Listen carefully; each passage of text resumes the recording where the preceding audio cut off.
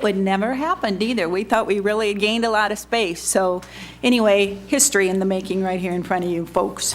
So let me call this meeting of the Norfolk City Council to order. This is October 20th, 2014. This is an open meeting. Posted right back here on the wall is the actual Open Meeting Act. I'm going to ask if you would please, we're going to have a moment of silence and the Pledge of Allegiance. So if you will stand, take off your caps with us.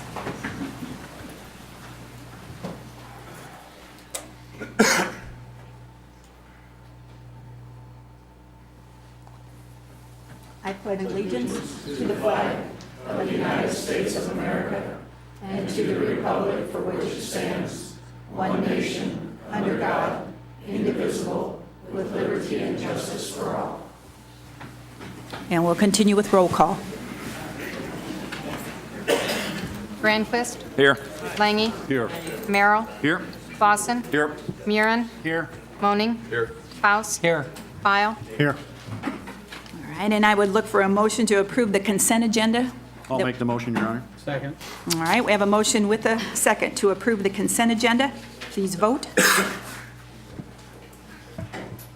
All council members voting in the affirmative. And as well, a motion to approve the full agenda as provided you. So move, Your Honor. Second. Motion with a second. Again, please vote. All council members voting in the affirmative. All right. So before I actually open the public hearing, because that's the only thing we have. Yeah. Open the hearing. Okay. All right. All right. One item on the agenda tonight, and that is the off-road ranch permit appeal hearing process. I will open this hearing. And at this point, you want him to, okay. Your Honor, at this time, I'd like to declare that I have a business project in that area, and I have a direct conflict with tonight's vote, so I'm going to have to abstain from voting. Okay. So with that, this hearing results from the appeal of granting of a conditional use permit by the Planning Commission to Off-Road Ranch LLC for the operation of a stock car racetrack. The appeal was filed by Catherine Koning Rocky on behalf of the multiple individuals signing the appeal submitted by Ms. Rocky. This hearing shall be conducted informally. Each witness may present his or her testimony in narrative fashion and shall state his or her name and address prior to commencing his or her testimony for the record. So it's going to take some time, I'm sure, for each one of you to come forward. We'll ask you to use the microphone. Again, you will need to state your name and your address because all this will be recorded. This hearing will not be conducted using the strict rules of evidence, and the City Council may admit and give probative effect to evidence which possesses probative value, commonly accepted by reasonable, prudent persons. Does this sound like a little bit of attorney work? I apologize. Okay. Elected officials may question any witness at any time during the proceeding. The order of proceedings for conducting the hearing shall be as follows. Introduction of the issue by Prevention Manager Trent Howard. Presentation of evidence and witnesses by Ms. Rocky on behalf of the individuals signing the appeal. Presentation of evidence and witnesses by others opposed to the granting of the conditional use permit. Presentation of evidence and witnesses by Off-Road Ranch LLC, the applicant granted the conditional use permit. Presentation of evidence and witnesses by others supporting the granting of conditional use permit. Rebuttal evidence by Ms. Rocky on behalf of the individuals signing the appeal, if desired. And rebuttal evidence by Off-Road Ranch LLC, if desired. And with that, then, we will close the hearing. And the council will then take action. So with that, I have opened the hearing, and it looks like we're turning to you, Trent, to begin for us. Mayor and Council, I am going to start by bringing into record kind of the basis of when this first started, and I'm going to go down through that. Off-Road Ranch filed an application on 8/18 of 2014 for a conditional use permit, seeking a permit to operate a stock car racetrack at 2900 Old Highway Number 8, Norfolk, Nebraska. 2900 Old Highway Number 8, Nebraska consists of property described as the following. the north half of the south half of the northwest quarter and all that part of the north half of the northwest quarter lying and being south of the county road commonly known and referred to as the Stanton Road and as Old Highway Number 8. All in Section 6, Township 23 North, Range 1 east of the 6th Prime Meridian in Stanton County, Nebraska. That property is presently included in the zoning district I-1 in the city of Norfolk's extraterritorial jurisdiction. We have previous conditional use permits there. The very first one was from Chuck Rubin, who owned the off-road ranch, and it was operated on that property since 2004. A conditional use permit was issued on 9/9/2004 as a personal privilege to allow for the operation of private off-road recreational dirt track, recreational vehicle storage, and campground. Kevin Signer Off-Road Ranch LLC purchased the property, and it has been operating the property. A CUP was issued for 5 years as a personal privilege on 7/22/2008 to allow for the operation of a private off-road membership leisure riding track.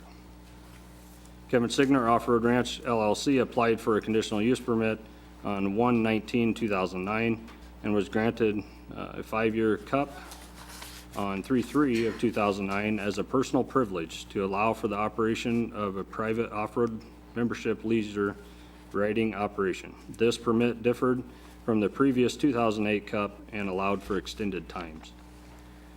Kevin Signer Off-Road Ranch LLC applied for an amendment to the 2009 CUP on 7/15/2009 and was granted the 5-year CUP on 8/4/2009 personal privilege to allow for the operation of a private off-road membership leisure riding operation with the addition to allow for an RV park to be established. Matt Wilkie filed an application for a conditional use permit on 5/9/2014, was granted a conditional use permit on 7/25/2014 as a personal privilege for a watchman or caretaker of a facility located on the Kevin Signer Off-Road Ranch LLC.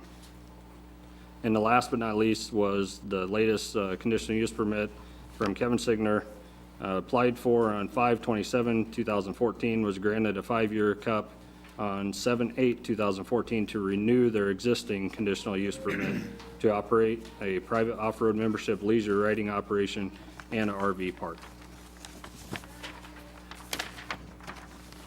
The Norfolk Planning Commission held a public hearing on 9/3/2014, receiving input and data from the applicant and the general public concerning the conditional use permit application for the stock car racetrack. On 9/18/2014, a meeting involving the applicant, neighbors, those in opposition to the issuance of a permit for a stock car racetrack, Planning Commission members and city staff was held to try to identify common ground among the various parties. On September 23rd, 2014, the Planning Commission approved Resolution Number 2014 PC-5, granting a conditional use permit for the operation of a stock car racetrack by a vote of 5-4. On 10/2/2014, got a typo, my first of many tonight probably, Kathleen Rocky filed an appeal of the Planning Commission's approval of a conditional use permit to the Off-Road Ranch LLC on behalf of multiple parties who signed the actual appeal. Pursuant to the Norfolk City Code Section 27-56, the City Council may, following a public hearing, reverse, affirm, or modify the decision of the Planning Commission granting the CUP to the Off-Road Ranch LLC via Resolution Number 2014 PC-5. Some of the concerns expressed to the Planning Commission resulted in specific conditions being included in the conditional use permit. Finally, it should be noted that a request for a building permit on this site will require a detailed site plan meeting the requirements of Section 27-57 of the Norfolk City Code. And we have lots of exhibits tonight. In order to try to expedite this, this has been broken down to, I got basically 20 different exhibits, and then Kathleen Rocky will have the remaining.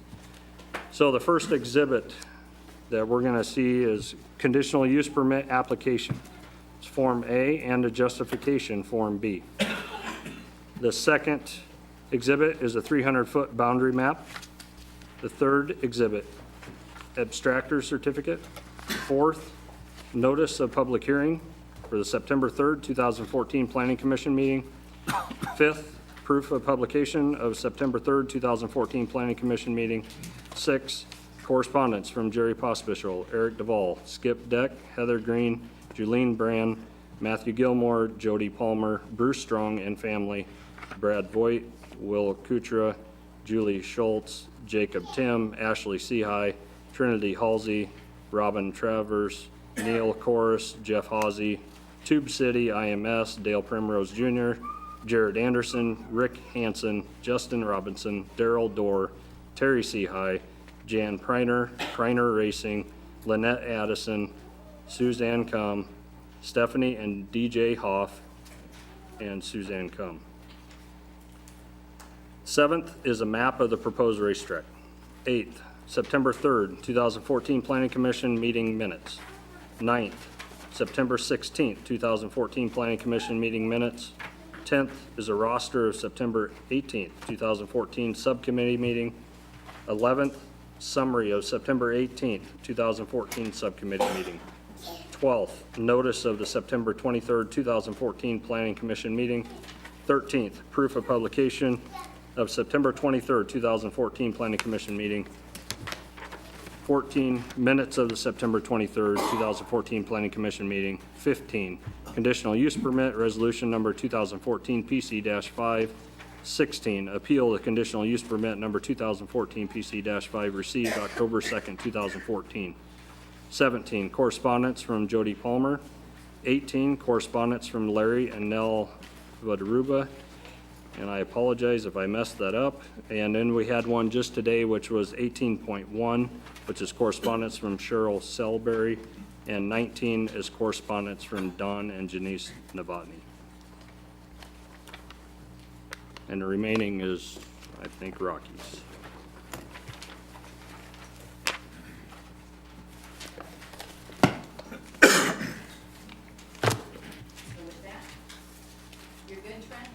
I am good, Mayor, Okay, for now. all right. So we're going to look to you then, Kathy, and go forward on behalf of your individuals signing the appeal.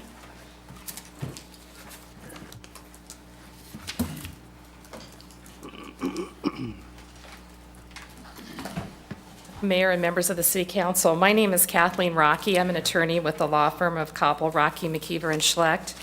I represent the folks who have filed an appeal of this conditional use permit. And essentially, the way we plan to proceed tonight is I'm going to make some of the more probably technical legal arguments that we'll be presenting to you tonight. We have some other folks who are here with us who are neighbors in the area who may provide some firsthand accounts of concerns that they have, and a couple of other individuals present tonight who I believe will want to speak to the issues. As to what, on the subject of the exhibits, I just have one correction in terms of what Mr. Howard stated. I believe Exhibit 20 is a proposed map of the racetrack that was received October 14th, and that's not being presented by me on behalf of my folks. I am offering in support of our appeal of this conditional use permit what has been marked as Exhibits 21 through 24, and I will offer those at this time. Exhibit 21 is a Google map overhead view of the site.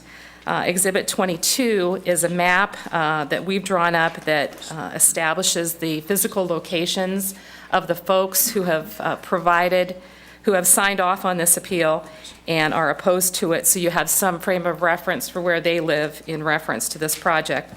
Exhibit 23 is an organic farming certificate from a next-door neighbor, Dwayne Wolf, who resides at 55898 Old Highway 8, and Mr. Wolf hopes to be able to make it here this evening as well.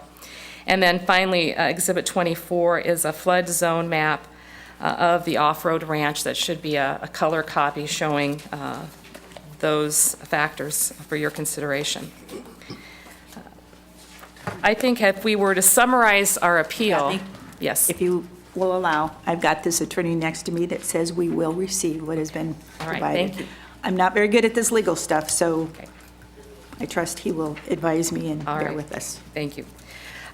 I think I'll just sort of walk you through the technical aspects of the appeal that we want to raise with you tonight. And I think the first thing that's important to note is that from the very beginning of the presentation of this conditional use permit application, both the Planning Commission and now you as the City Council have had different versions of plans presented to you by the applicant as to what they envision for this project.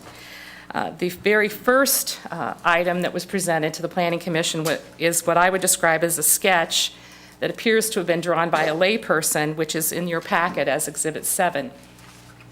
In this particular hand-drawn sketch, there was an indication of an idea as to the location of the track. There was an indication as to where traffic would exit and enter the track.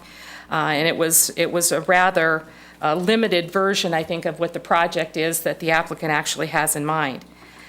When it got to the point that the conditional use permit was actually issued, and that is, of course, Exhibit 15 in your packet, the very final page of that exhibit has an overhead photo which depicts, which appears to be a picture of what I would call a superimposed race car track or racetrack on that map, and no measurements, no guidance as to exactly the location.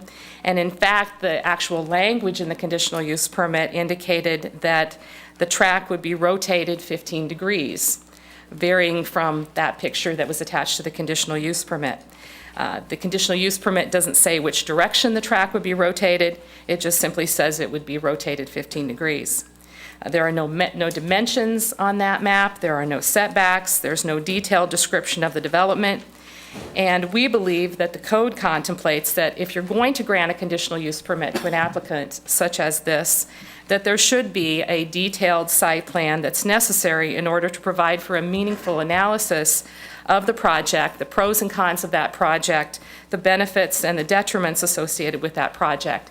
And quite simply, we don't think they met their burden at the Planning Commission stage in establishing what they needed to give the Planning Commission to have sufficient information in what could at all be considered a site plan as is contemplated by the city code.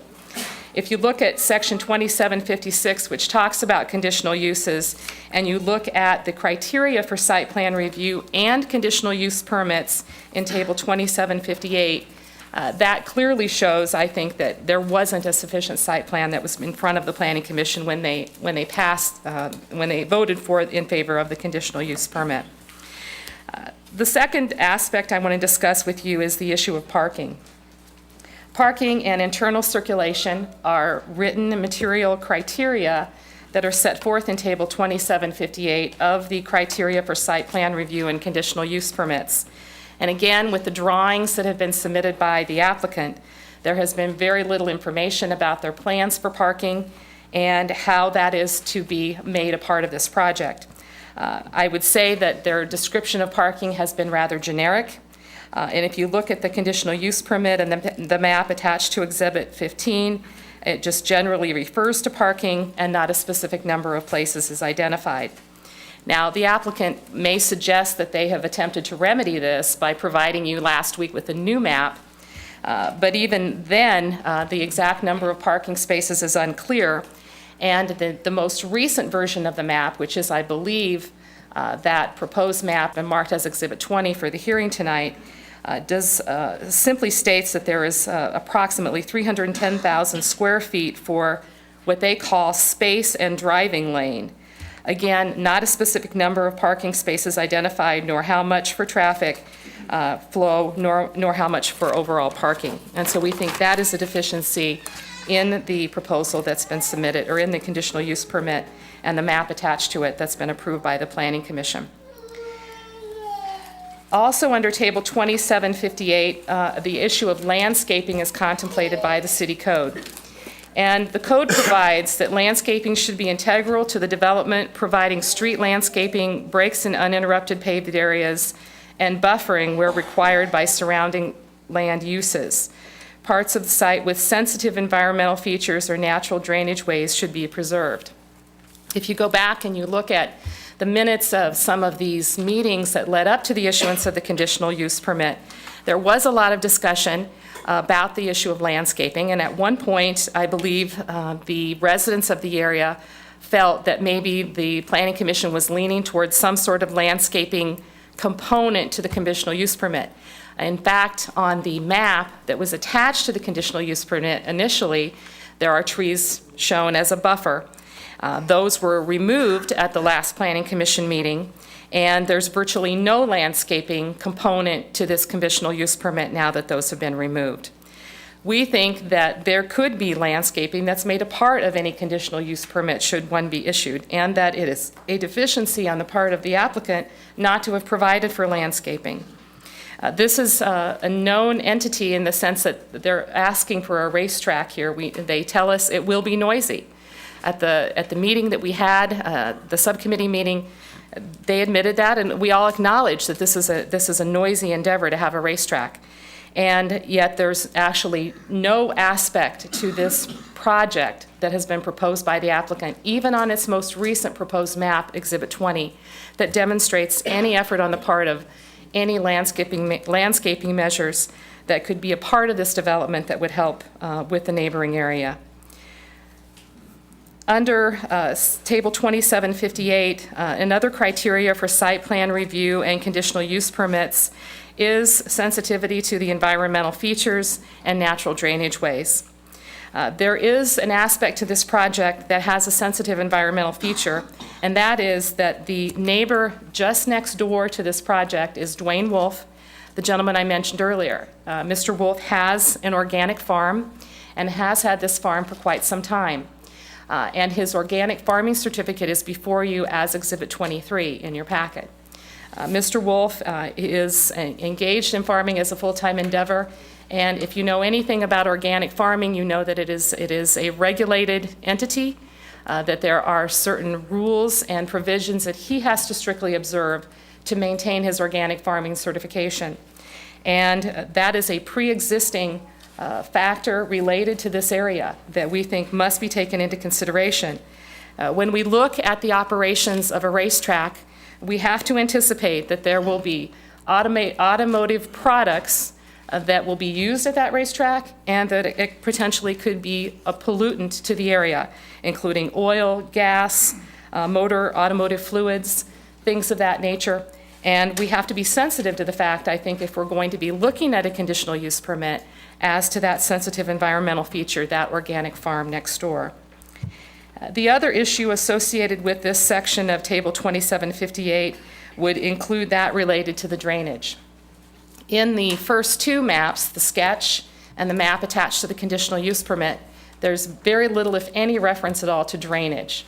In the most recent map that's been submitted by the applicant, which is Exhibit 20, there is a reference to drainage, and what they do on the map is they identify what they call an infield drain, which is in the center of the track, that appears to contemplate drainage of water from the track into what is marked as the floodway, which is the area to the south. And I've attached the flood zone map, which is Exhibit 24, to your packet, so you can see that there is indeed a floodway directly south of this project. We think that that is ill-advised. We certainly wouldn't want a feedlot to be draining its waste products into a floodway. Why would we want a racetrack to be draining its automotive spills, its oils, gases, fluids, things of that nature, which I think this drawing, their most recent drawing, contemplates is their plan. That seems at least ill-advised, and at the very least, it seems as if it was not a point that was adequately considered under the city code by the Planning Commission. In reference to the area of this track, one of the factors is that there are architectural features or identification of building materials to demonstrate compatibility with the surrounding areas. Again, there is no demonstration of that here. This is, as you know, a project designed to go next to an existing motocross track and camping area utilized by campers, tents, and motorhomes.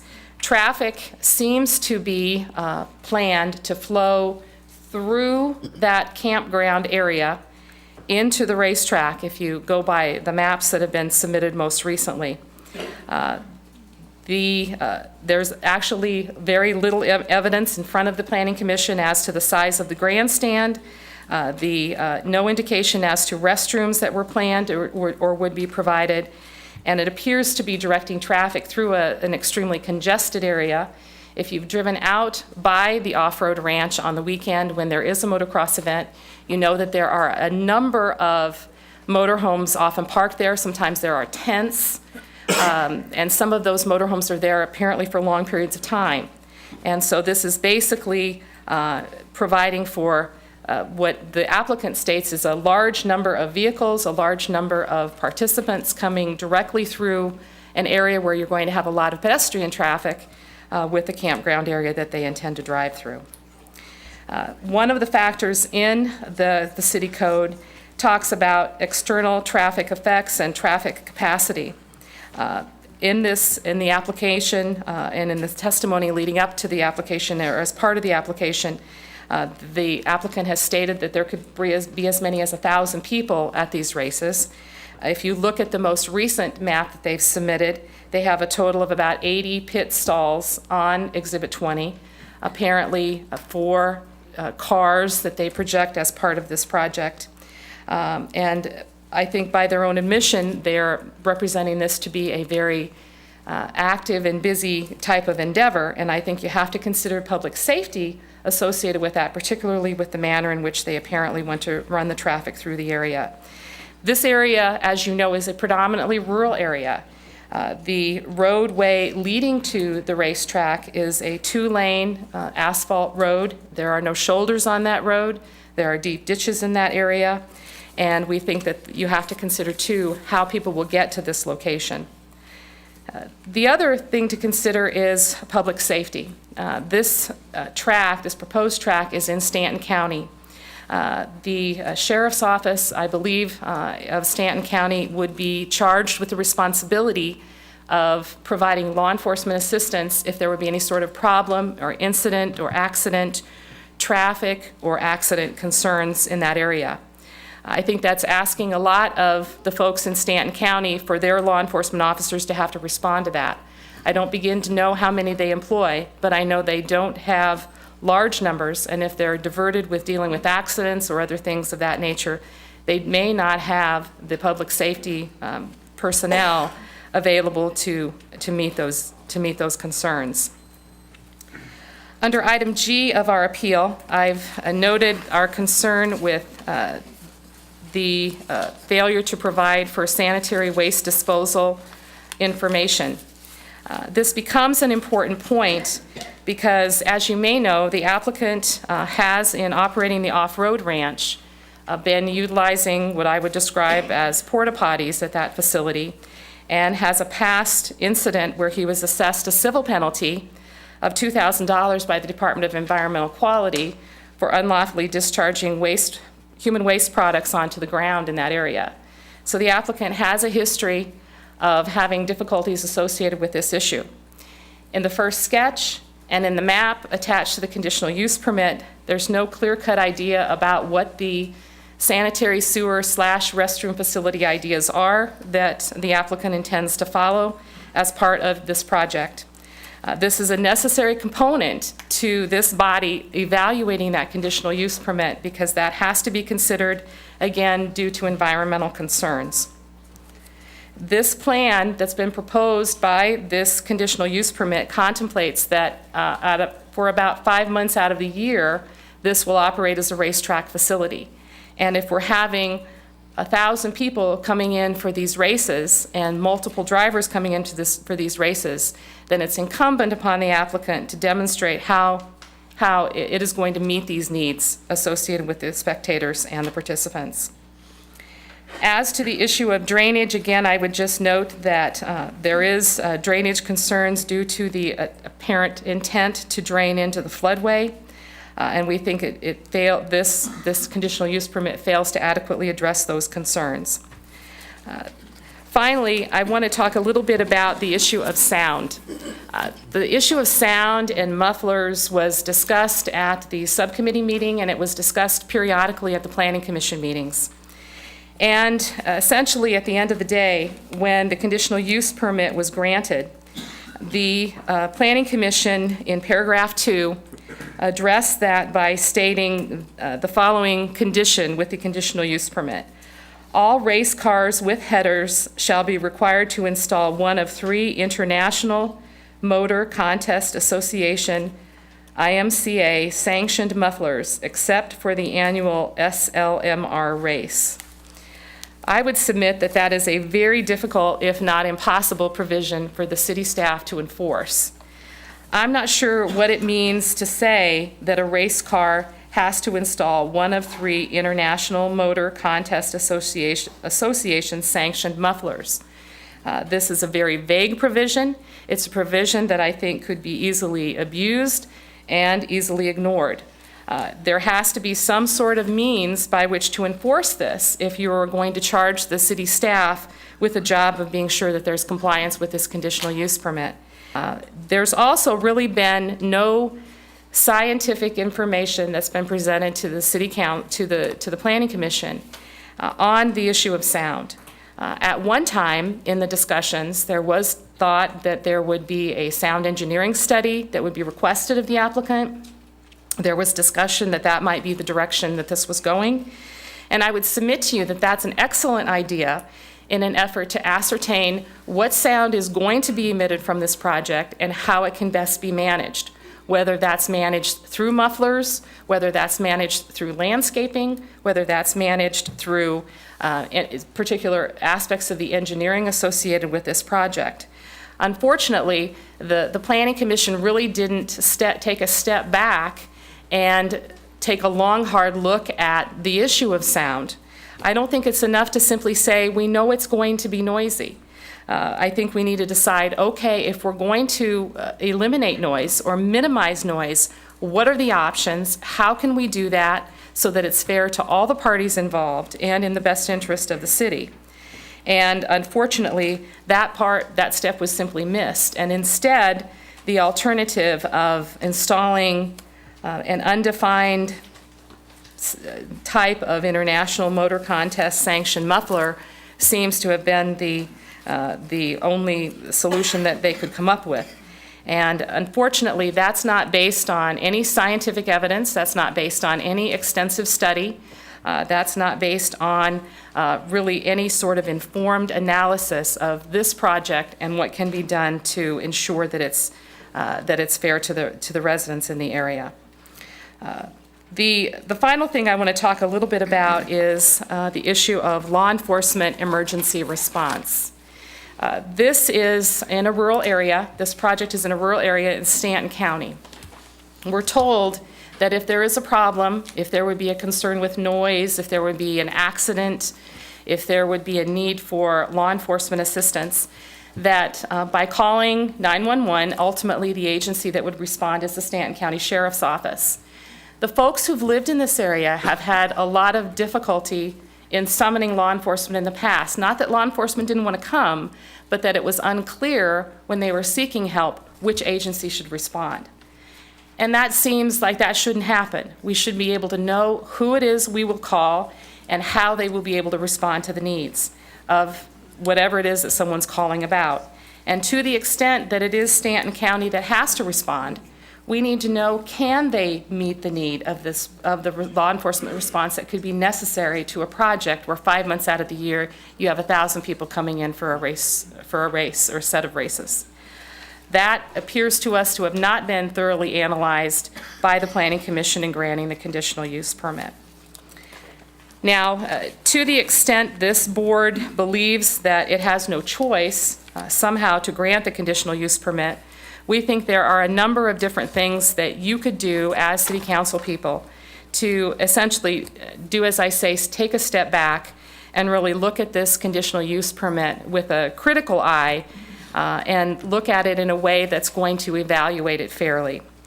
The first thing that our concern is that this area is already operated as the off-road ranch. And those of you who have been to other meetings know that there have been long-standing concerns about the noise associated with the off-road ranch, which is already operating under a conditional use permit.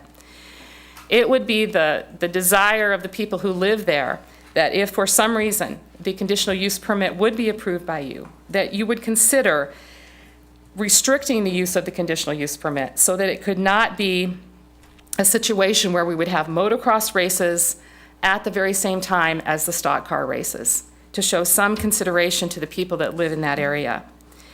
Secondly, we think that you can look at limiting the language in the conditional use permit to provide various things that could be necessary associated with the operations. Our concern is that this started with the off-road ranch, it's expanded now to stock car racing, requested before you. What is next? Our concern is that this could lead to drag strip races, that there could be other more involved types of activities associated with this. Right now, there's already a series of concerts that take place at that location, and so it's not unusual for the applicant to find ways to use his property to make money, and that includes other types of activities. And we think that the conditional use permit, to the extent that it's going to be granted, if that should happen, that it should be strictly limited. One of the concerns that we have is that would the applicant be permitted to open up the track during the week and allow it to be used for practices or things of that nature? Right now, the conditional use permit says it can be operated as a stock car racetrack. But is the applicant going to be able to get around that by using this facility for quote-unquote practice every other night of the week, but just doing races one night of the week? We think you need to be thinking ahead to those potential concerns that could exist. Again, we think the administration of a sound study designed to adequately measure sound that can be anticipated from this track and take into consideration the geography that actually studies the beneficial characteristics of the use of these mufflers, as was originally thought could be a way to handle the sound, be done. We want our city staff to be able to monitor the compliance with this conditional use permit, and we think there needs to be some guidance to them in this conditional use permit so they can enforce it adequately. We also think you have to look at the issue of landscaping in an effort to try to use landscaping, whether it's berms or buffers or trees or what other devices that could be available to make this better for the area. We need to take into consideration the organic farm nearby and protect Mr. Wolf and his operations so that he's not subject to the pollutants that undoubtedly would be part of this project. And there are some other options we think you can look at, particularly for that, whether that be in posting a bond or providing some sort of insurance policy to protect the nearby surrounding organic farming operation. We would also suggest that if you are of the mindset that you should grant this conditional use permit, that instead of being a 10-year permit, issue it for 5 years or even less to ensure compliance with the conditional use permit and to ensure the development of this project, should the conditional use be granted, in a way that is reasonable under the circumstances. Granting a 10-year conditional use permit is an awfully long time for a project of this type. And in order for us to evaluate its overall impact, should the conditional use permit be granted, we think it needs to be for a substantially shorter period of time. So with that, that would conclude my comments, and then I'll have some other folks who would like to speak with you. Thank you. How about if I handle this one little question here? Sure. Trent, I'm going to look at you, and I'm going to ask if you want exhibits 1 through 20 received as exhibited. Yes, Mayor. Okay, thank you. All right, we're going to go forward then, and we're going to, right? Okay. Let's see, next presentation of evidence and witnesses. So again, those of you that want to come forward and speak in opposition, I'm going to need you to come forward, state your name, sign in for us, Mr. Weatherhold, if you would. Good evening. I'm Jerry Weatherhold. I'm Stanton County Commissioner. I guess I was here once before, testified, and I'm really here testifying the same way. Stanton County does not reap any economic benefit from this bar or racetrack, and our police force this is way at the west end of the county, and it will put a strain on our police force to have to provide security for this racetrack. When he used to have like concerts or something there, Stanton County always required him to have his own security there. So with this racetrack and such, why it's going to be up to us for the security, and it's going to stretch to the place that we may have to hire another deputy or something like that. And then also, I don't understand the plan, but there's a gate that says exit to the north onto Stanton County Road, gravel road. And if that's the case, like after the race is over, people leaving the racetrack, that could become a problem as far as our county road, as far as upkeep and such as that. I thank you, folks.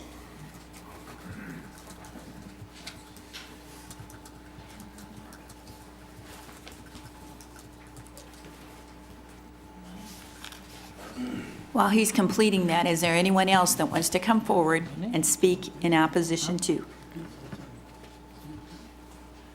Okay, Sue, can we ask questions, or pardon me?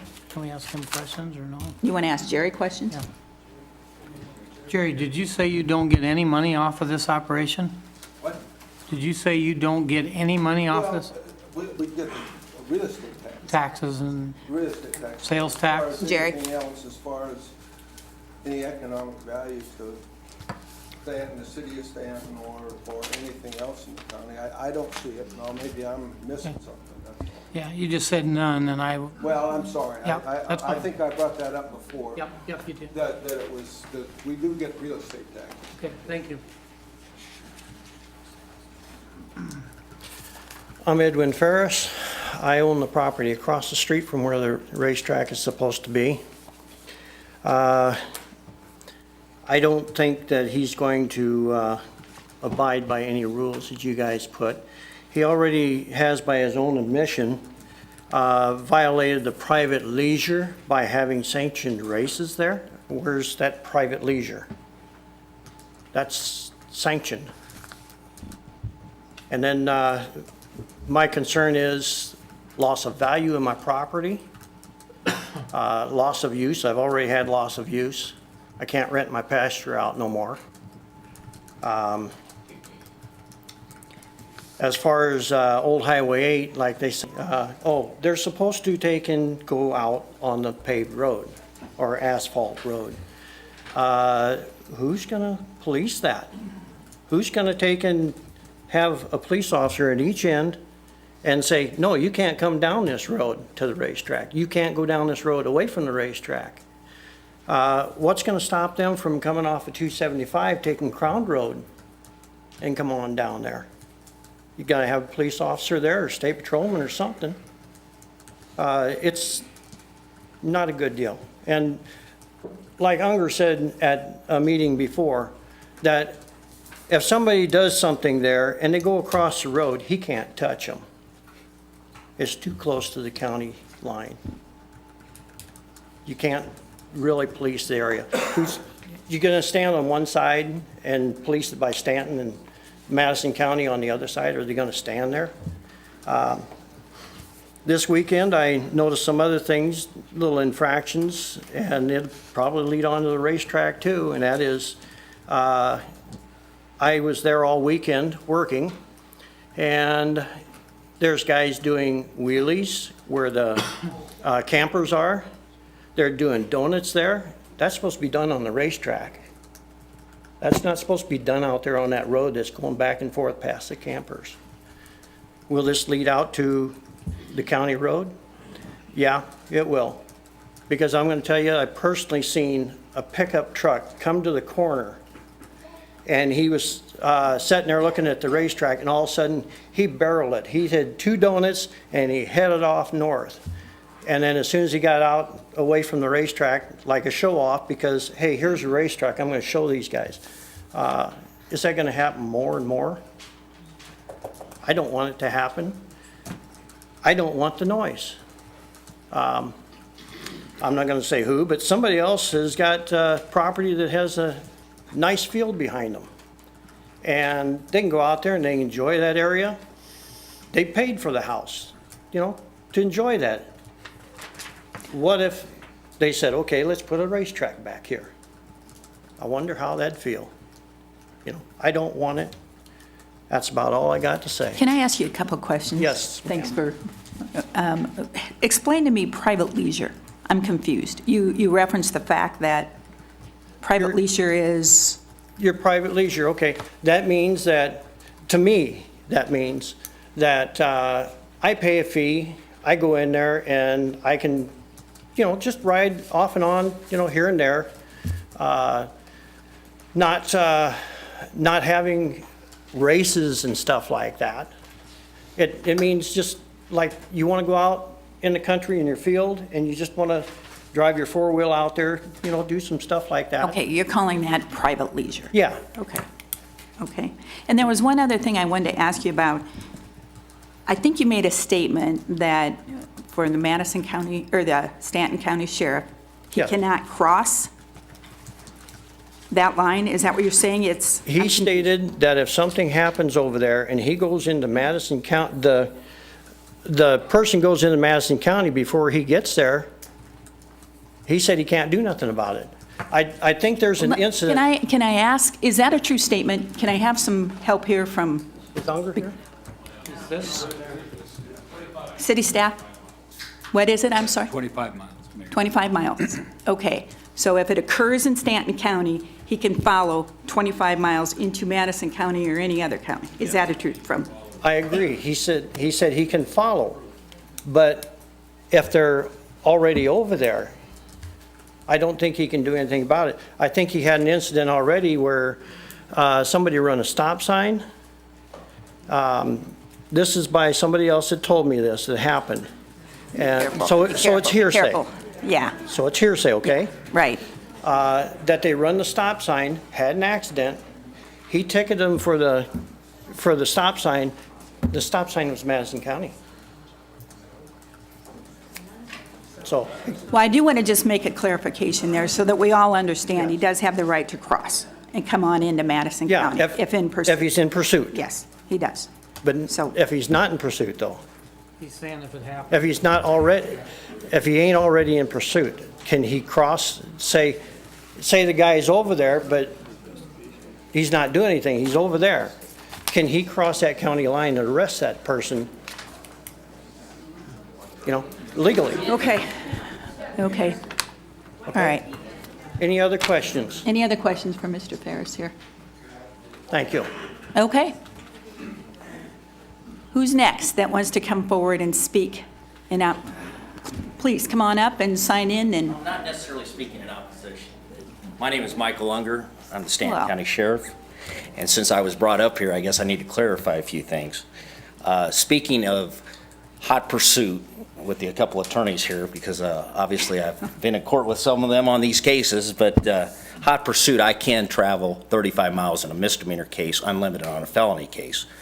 I think what he was trying to clarify is, simply put, because of the nature of the location of this, I have no jurisdiction on the opposite side of Grandview Drive. And he is absolutely true. It is a true story that we stopped a female driver who came from the Madison County side, ran that stop sign in plain view, and that case was thrown out because a judge ruled that we did not have jurisdiction for that stop sign. So it does create a lot of legal problems for me personally.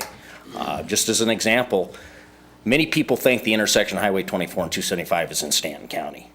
It is not. It's in Madison County. Almost daily, when I go through there, I see a red light violated. Almost daily, in a marked patrol unit. I can't do anything about it.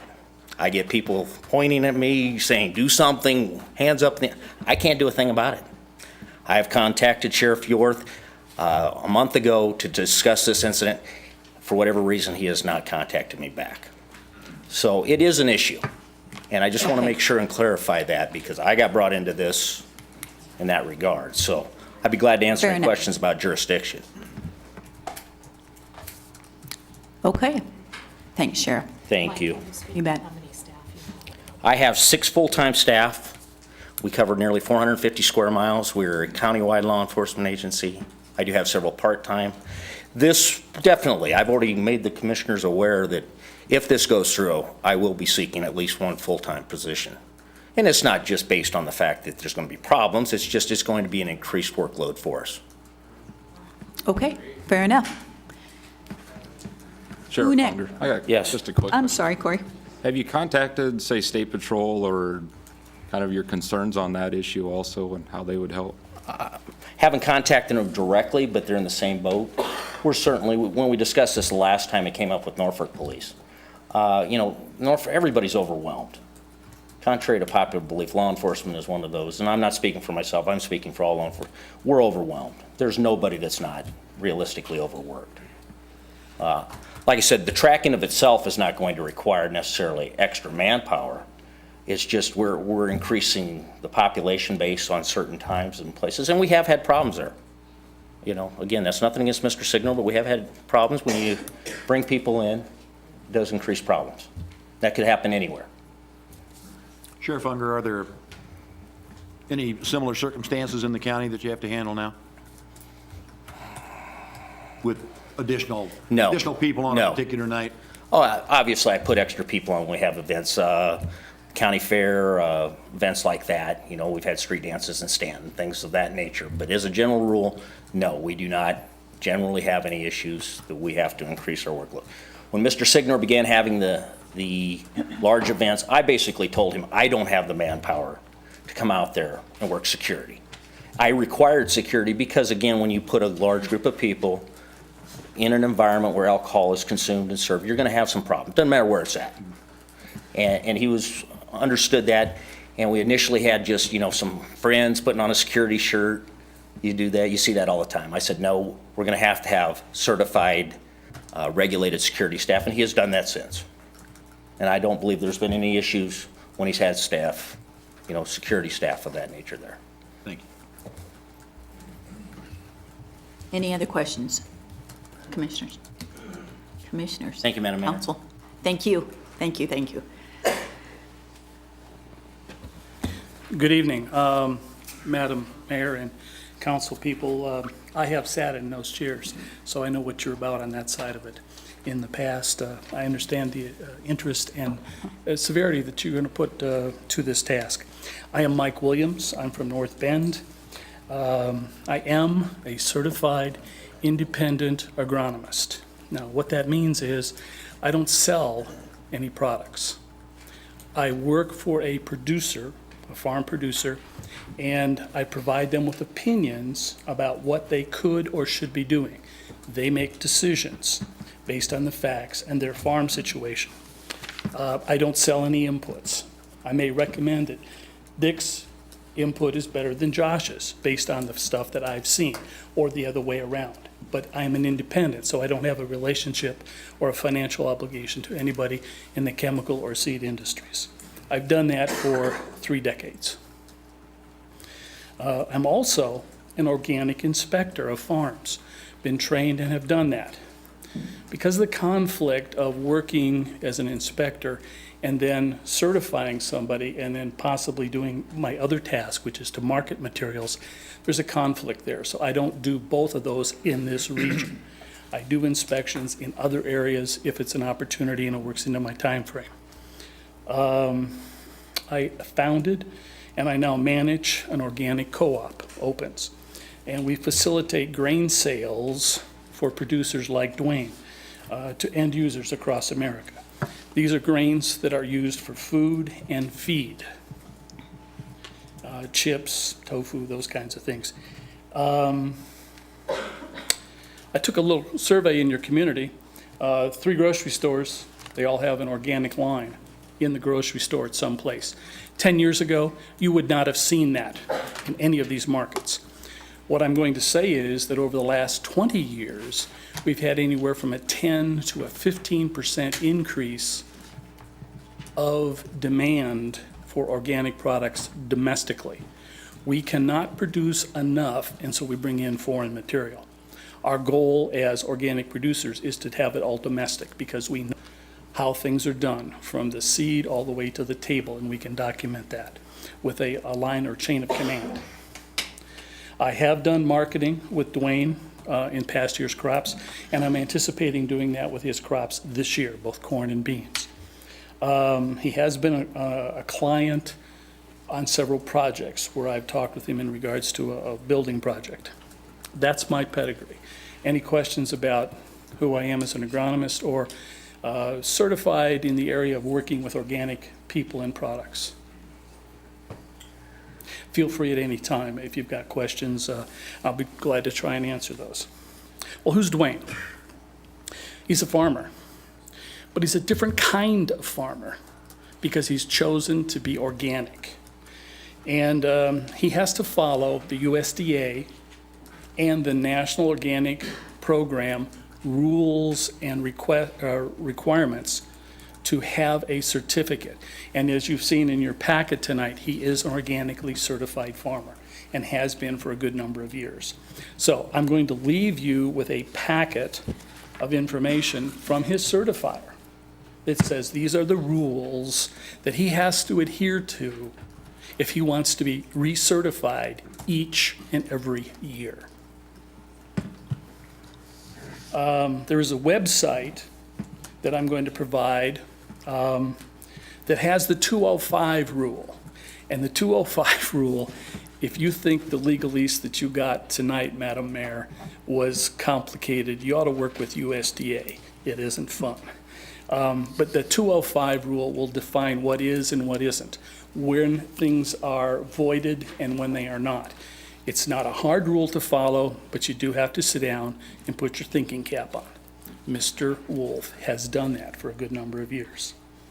Also, I'm going to leave you with a copy of his 2014 plan of operation. So he sits down at the first part of the year and says, in this field, I have done these things in the past, and this year I plan on doing this. Now, he is required by the rules to do a thing called rotation. So he cannot put the same crop repeatedly back on the same piece of ground. On the conventional side, which I've worked a lot of years, we have a corn bean rotation, typically. Once in a while, there's a little alfalfa thrown in there. We, in the organic world, have to have a multiple, at least 3, and often I recommend as an independent, 4th and 5th crop rotations. I think that's important for a number of reasons. Weed control, insect control, disease control, and so on and so forth. That's my history to know those kinds of things. I do have a copy of his last inspection report and the close, the inspector came in, and these are the comments that the inspector had for him, things that he can take a look at and may need to address. He specifically did not have anything that he needed to address. I am, by the way, a certified organic co-op, meaning I've also sat under the rigors of having inspections. And my inspector is different from his, and it took them 3 hours to find 3 things to write down on the piece of paper that I had to take a look at. We were able to find all the information, but they want to know how to get to things quickly if there's an issue. So do I, Mr. Williams. So will you help us a little bit here? Yes, I'm going to go right Okay. now. All right. I've got some closing I comments. appreciate it. If you take a gander down the road and buy some commercial corn, right now the price is about $3. Okay? Okay? Mr. Wolf's corn, I will sell anywhere from $11 to $14, depending on what part of the year he sells it, what time of the year he sells it. If he loses his organic certification, he'll lose anywhere from $9 to $11. Okay? And so that is an issue. And if he loses it because of contamination from oils or runoff or pesticides or insecticides that might be applied to this operation that drift, he can't get it back for 3 years. I ran the numbers. That's a short $500,000 on 100 acres, and he's got more than 100 acres. So somebody needs to be responsible for that loss, should it happen. Mike, in your opinion, what's the likelihood of contamination happening, given the proximity of the property to the racetrack? And within that same question, if I could, Councilman, I guess my question would be, where does this sit? And the property that he has right now is zoned ag, I assume, Yes. and it's sitting next to an industrial. I think it would be simple to say, he's upstream, Dwayne is downstream. As I looked back previously, this ground on his side has a wetlands designation, and for some reason, that's been released in the last 2 years that he's actually cropped it. We've had dry weather, and then this year we've had some floods. So go ahead and ask your name again, or question again, Josh. The question was, given the proximity of the Wolf property to the racetrack, what is, in your opinion, the likelihood of contamination? 100%. Water runoff. Okay? I have worked for 20 years in Madison County on a water control project, and we've practiced dilute and distribute. There are millions of dollars invested in collecting material that is not acceptable to go into runoff, and they distribute that over 14 pivots here in Madison County. And I have been a part of that process of evaluation for, like I say, a 20-year period.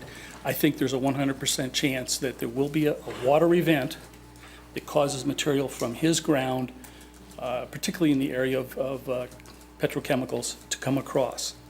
And that needs to be contained and then distributed in some way, someplace, so that it's, I think the best method is to distribute it over a great number of acres so there's not a problem. But I think there's a 100% chance of that. I think there's a concern with dust of the racing and the particulates that will be there. I think that there's an opportunity for weed management that needs to go on. And I think that given the wind direction and the trees that are there, I think there's a major issue with drift issues. There probably will be materials applied for insect control because you have a wet area, and I think there's things called mosquitoes up here, just like there is down in Dodge County. So water, weed control, insect control, and dust are main issues to address before you make a decision. I would suggest that Mr. Wolf has not used a weekly inspection service to come by and take a look. I went out and surveyed his fields today, and I noticed, and I was looking for specific issues, I saw no contaminants, which would concur with the statement of the inspector who was here within the last couple of months. That service could be applied to both sides, the racetrack area if you decide to do something, and here. And then those notes could be made available to both people. And they just need to find a third party that would be representative of taking a look and doing the education. I think there's some things to do. I would suggest humbly that these people with the racetrack application take a look at the 205 rule and begin to understand it and become a good neighbor. If they can follow the basic guidelines, they'll be a good neighbor and won't be a problem. I think that bonds and insurance are something that could be addressed. I have to be bonded to do what I do, okay? And I carry insurances. And so I think they should be able to do that also to address the issue specifically in Mr. Wolf's case, should there be an issue with contamination. I do believe that the NRD should be consulted in regards to water and regulation of water and how they can tell you how the water potentially could come out of those old oxbows that are on his ground and come into the current straighted channel of water. I think they should be brought into this. I think the Nebraska Department of Environmental Quality should be addressed. They both regulate the project that I've talked about that I've worked with for 20 years here in Madison County at the southern end.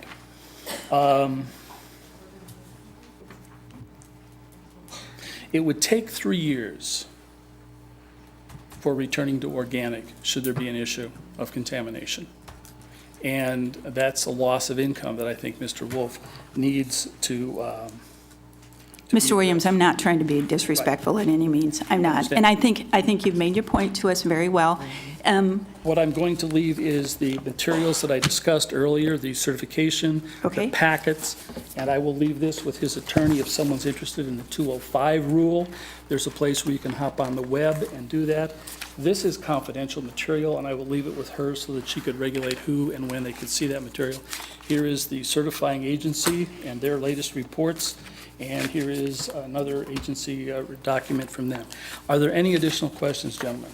You I know said you you got a long looked night at ahead. his crops today I did a quick survey, yes, sir. and no contamination? I did not see any evidence that there was an issue on the ground, and I looked specifically on the area that borders and additional areas where the water would run through. I did not see anything today. I did not get down and walk through the waterway, which is something I would do as an inspector. So a motorcycle racetrack did not hurt anything?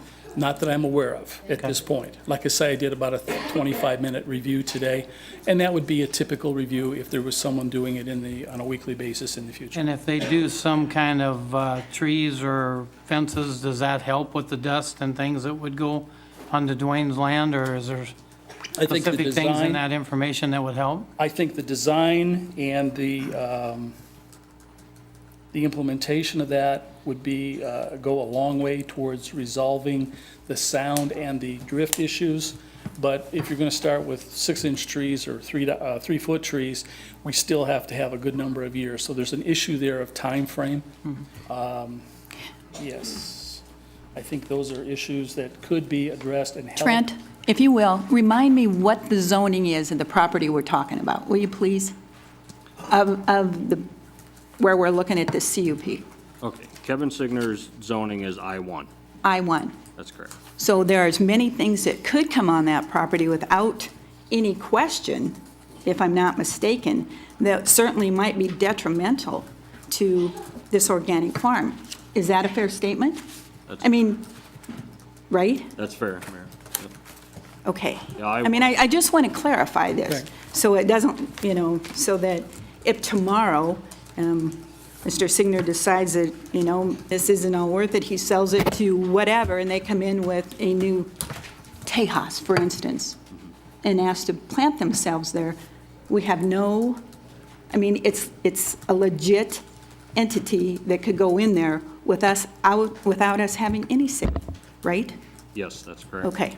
I just want to make sure we all understand that certainly the last thing we're trying to do here to an organic farmer is take from him what has been certainly productive. But I just want everyone to understand, you've made some good comments, some good points here, but please understand that. I want to go back and answer Josh's question. I think if they do a serious look at the 205 rule, they could be a good neighbor. They could address that with some impoundment, they could address that, but the way they're set up right now, there's a 100% chance that there would be an issue. I think they could do that if they wish to, but it is a huge financial investment. Okay. Mayor, I had a question as well for Mike. Sure. If I may. Mike, in your experience, what do they do? Organic farming isn't new. Conventional farming has moved on beyond to where it's at today. What do you do when you have organic farms next to conventional farms? We have established, if you take a look at the rules, it says we need buffer strips, so that if there's. Who's responsible? Mike, will you come forward and speak into the mic so that everybody can, thank you. I mean, The if I'm question farming was, conventionally and my neighbor decides to farm organically, who's responsible for the strips? Exactly. both are really. One, he needs to make sure that any applications are done in such a way that they do not, quote, drift or come over to. Who regulates that then? So who's That would be, NDEQ would be one, the NRD So if I'm a could. conventional farmer, I mean, I'm curious because it's really germane. If I'm a conventional farmer and my farmer decides to be an organic farmer, then by rule of what regulation requires me to put in buffer strips because he made a decision to go organic? I didn't say buffer strips on the conventional farmer. What I said was that the You said conventional. Well, let me go through. The conventional farmer must be a good neighbor from the standpoint of saying, I need an application of some material that would break the 205 rule. On those particular days, don't have the wind going from the north across the organic field. Do it the other way around. And meets the 205 requirement if you. If you could come right up next to, and we have many guys that do that, just make sure that the drift, because there's always a little So drift. if you're spraying weeds Sure. in relationship to a property line. Sure. And you are a good neighbor and you don't spray when it's windy for the drift, then you meet the 205 rule? Or is that what you're saying? I mean, because that's No, what no, what I'm saying is, if this is organic and this isn't, this guy can come right up to the line of his field and spray. All I'm saying is, if he's a good neighbor, he would spray in a day that the wind is going to move the material onto his property. And he would meet Sure. the good neighbor requirement? Well, from the standpoint of the 205, I believe, yes, he would hold the spirit of that. Now, I will also tell you that my organic people carry and are required to put in buffer strips. So we will have a certain number of rows that, should that happen, because chemicals drift. Sure. Is there buffer strips on Mr. Wolf's property Yes, that you there noticed? is. Yes, there is. He followed the 205 rule, and if you take a look at the rules, they are there, and he has followed those to the best of my knowledge. I was just curious if the 205 rules can be enforced on other private property owners on adjacent property. I think it's for our side, for us to, meaning the organic people, to adhere to, and then we also do posting of that this is organic or is not. We also let our neighbors know that in fact this is a field that we are going to have organic, and just kind of walk and talk through that. And I Be would good neighbors. Absolutely. All right. There's been more than one beer shared over those discussions. Thank you very much. Any other questions, gentlemen or ladies? Sure. Thank you very much. Wait, Mr. Williams?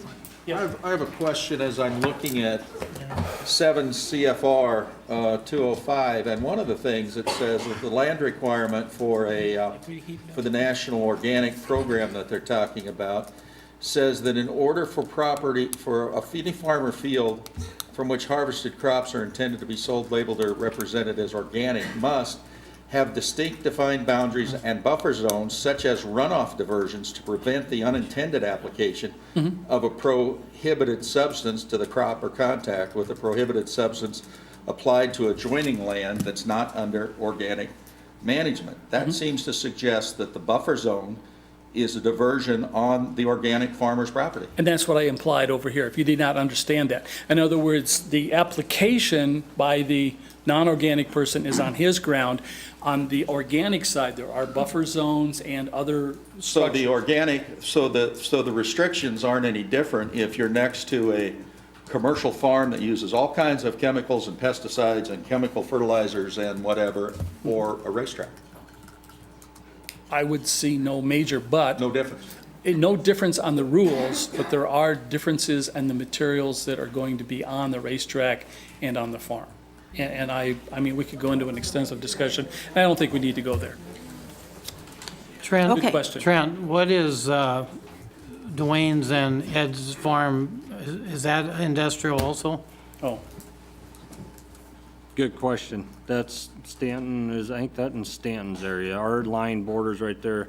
Lillian, do you happen to know off the top of your head? I think that might be I-1 already, actually. It's way. You're agricultural, Dwayne? Is, Ed, do you know what you are? Ed, do you know what are you agricultural? Yes. Okay, thank you. would it not be fair to say that most of the property surrounding is zoned agricultural? I think it's fair to say that it's I-1 around there. And I would have to provide some documentation that I have back at the office. But I think even Dwayne's property is possibly, maybe not all of it, depending on which quarter is there, but I believe there's I-1 there.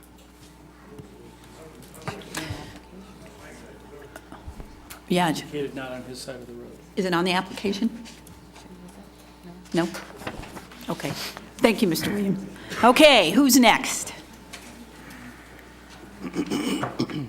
All right.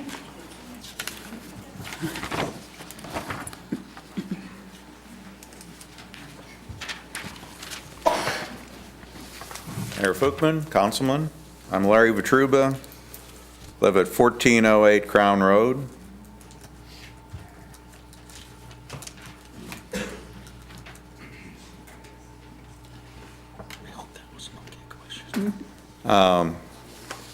Most of the people that have testified already have covered a lot of my concerns.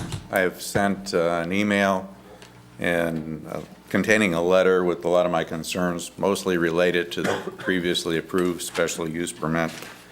So I won't belabor all that, just a couple of small things. On the first item, it talks about time, 6 p.m. to the first item of a restriction on the special use permit. It talks about time requirement, 6 p.m. to 10:30 p.m. Shall operate. I was looking for a better definition of what that meant. So does that mean that the gates are locked till 6 p.m.? At 6 p.m. they open, the cars are allowed to come into the pits till 10:30 p.m. So what does that mean? That by 10:30, all vehicles will be gone, pits will be cleared, gates locked, lights shut off? I think there should be a little bit more definition on that. I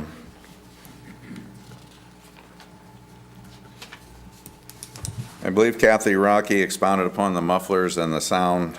I totally agree with that. I feel that, now this is my personal opinion, I think there needs to be a dB level requirement set at the perimeter of the property.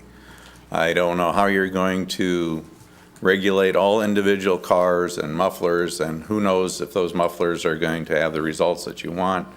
The mufflers that are stipulated, I looked up, have a 98 dB rating, which is quite loud, so I don't know what good that's going to do you.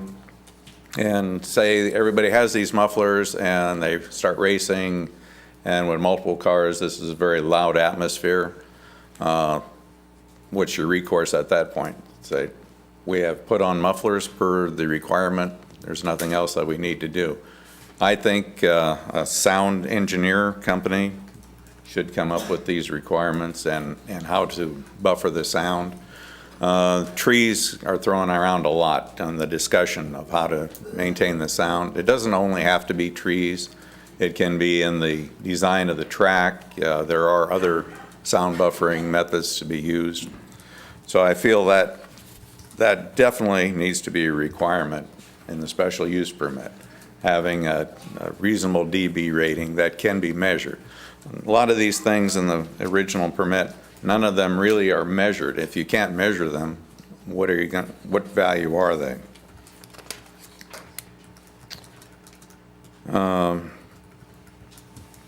Talked about item 3, public address and loudspeaker systems. The loudspeaker system needs to be in the sound design also. In a lot of complaints or lawsuits on racetracks, individuals complain about the loudspeaker system as well as the sound from the autos. You had a good discussion on the gravel roads and taking other shortcuts already.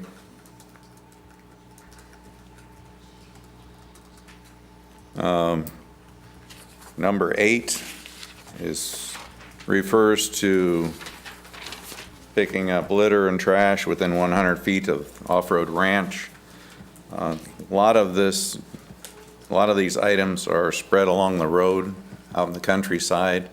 I think it should state that it be cleaned up along roadsides for some distance from the track, not just 100 feet away. Number 10 states that the lighting on the track shall be directed into the track. Riviera Raceway's lights are directed into the track, and they are such that they illuminate across the track and then illuminate neighboring houses also. Lighting can be engineered and designed so there is not any fugitive light leaving the area. So if there's a lighting system put in, I think it needs to be designed to maintain the light in the track area.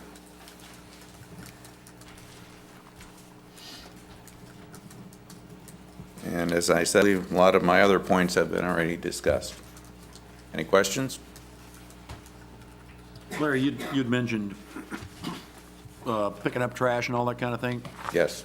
Do you have a distance in mind? Well, in the letter that I sent you, I said 2 miles. It is quite humorous, but it's amazing the trash that you find out at that distance after a concert. Thank you. You're welcome.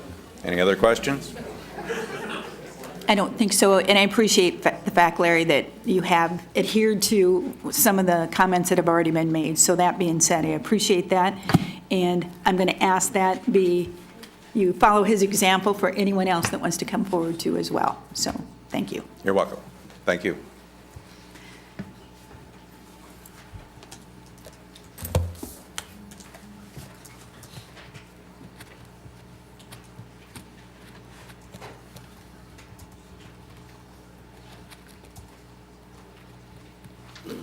Good evening. My name is Mike Bauer.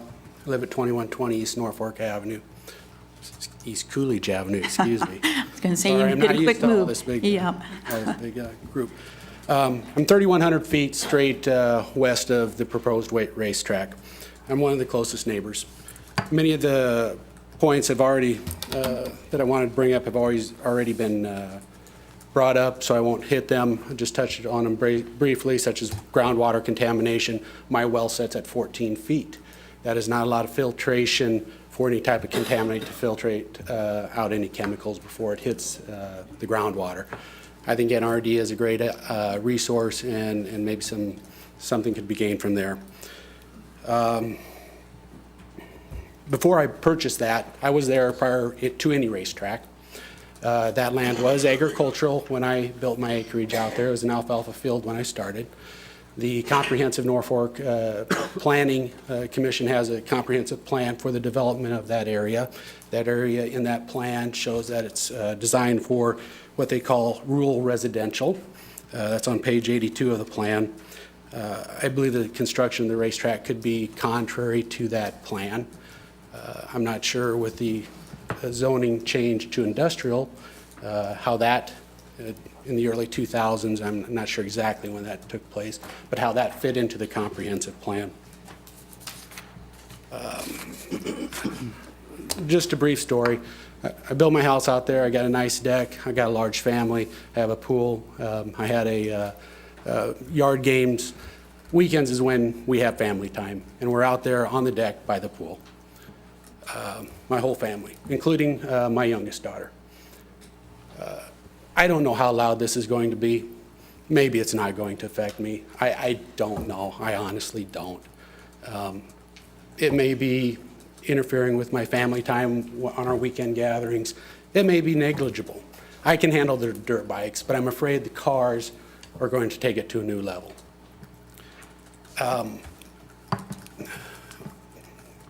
I have a very special young daughter. She's 12 years old. She suffers from many medical conditions, including epilepsy. What I do know is that lights and sound has an effect on her threshold for seizures. And if I would take her to the Madison County Fair, we would pay heck for the next 3 or 4 days battling the seizures with added medication and medical intervention. I don't know, with our gatherings that we have at our house, she's out there with us. And if the noise is to a level that does affect her, I have to protect her and I'll have to take her in. Okay, well, she ain't gonna stay inside alone. I'm gonna have to go in with her. Other family members are gonna have to go in with her because it's not fair for her to have to be inside by herself. And quite frankly, medically, she can't be alone. So that will have an effect. If the cars are loud enough, will have a major effect on our family time. And this is a little bit more personal side than everybody else has been talking. But it does go to those quality of life issues that I think we will have to deal with to some degree. And with that, I'll just leave you that you can accept it, you can deny it, or you can modify it. I would ask first and foremost that you would deny it. And if you can't deny it, please put precautions in there for all these concerns, the groundwater, the noise, things that might mitigate the circumstance and make us all have a better quality of life. Any questions for me? Quick question, really to Trent. because you brought up the comprehensive plan and what this area was intended for. Can you confirm that, Trent? This was in the comprehensive plan, this area was intended for rural residential and then was rezoned to industrial? I can say yes and no to that. The Elkhorn River has a special corridor. It's called the Elkhorn River Corridor. Where that line exactly follows, it usually follows the river areas, then that is a corridor. There is some RR there, there's some ag. I don't have the comp plan with me. I wish I would have brought it, but May I just comment that I believe when they might be talking about, rural residential is an actual zoning designation. I'm not sure if the comprehensive plan, people who put that together were referring to that exact zoning term, but I think they were thinking of acreages and such. And it is, and you can go on the zoning commission website. It is available to you on the city's website, page 82. Yep. Thanks. Thank you. Any other questions for Mike? Council? Okay, thank you. Anyone else that has statements to make that maybe we have not yet addressed as far as concerns or opposition to? I'd invite you to come forward. Seeing none then, we're going to move to presentation of evidence and witness by the Off-Road Ranch Group, the applicant that's requesting the conditional use permit. So if that's whomever, we're going to ask you to come. Yeah, let's have you stand forward and sign in for us. And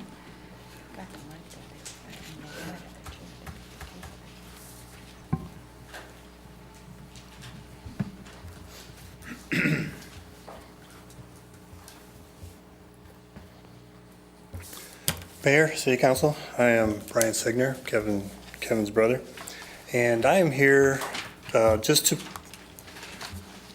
to address some of the complaints by the appeal, that's listed in the appeal.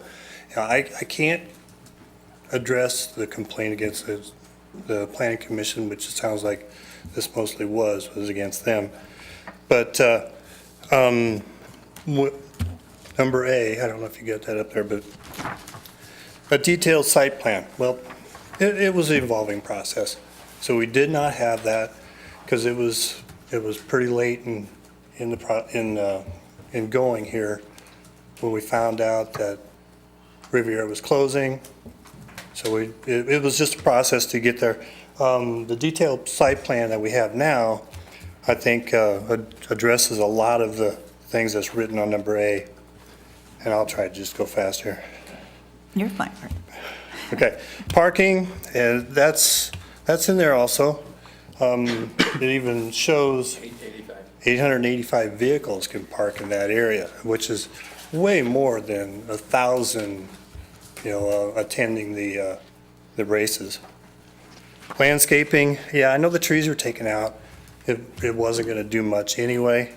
And as far as the landscaping for buffering of noises, the berms are part of it. They're going to be 10 foot high on the ends. I think where the grandstand's going to be is 12 feet high. And part of that was when they said shift at 15 degrees, it was towards Norfolk, so the grandstands would block it coming to the northwest.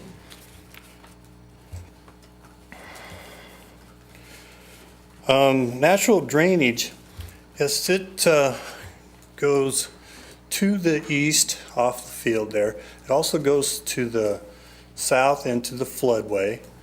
And there are ditches there. I know Dwayne did put a ditch right across his cornfield going, all the way to the river. I think that was his. So, it's just naturally draining already. So, the site plan with no architectural design. We didn't know what that was going to be. Right now, we're looking at a building that's going to fit the area, steel siding, green steel roof, more of a type of a lean-to. So it's sloped one way, and then there'll be a press box in the middle that goes up above that. So that's still, works in progress, trying to figure out what the building is going to be. But I think we've pretty much got it. The traffic capacity, F. The traffic capacity to minimize hazards to life and safety. I think that was covered under the number 5 in the conditional use permit, best management practices. So I think they did cover that. And part of that was a hard surface onto 556 or Grandview. Well, that's what that road is. They wanted 150 foot of hard surfacing. And that was part of to make it safer to get onto Grandview or 556.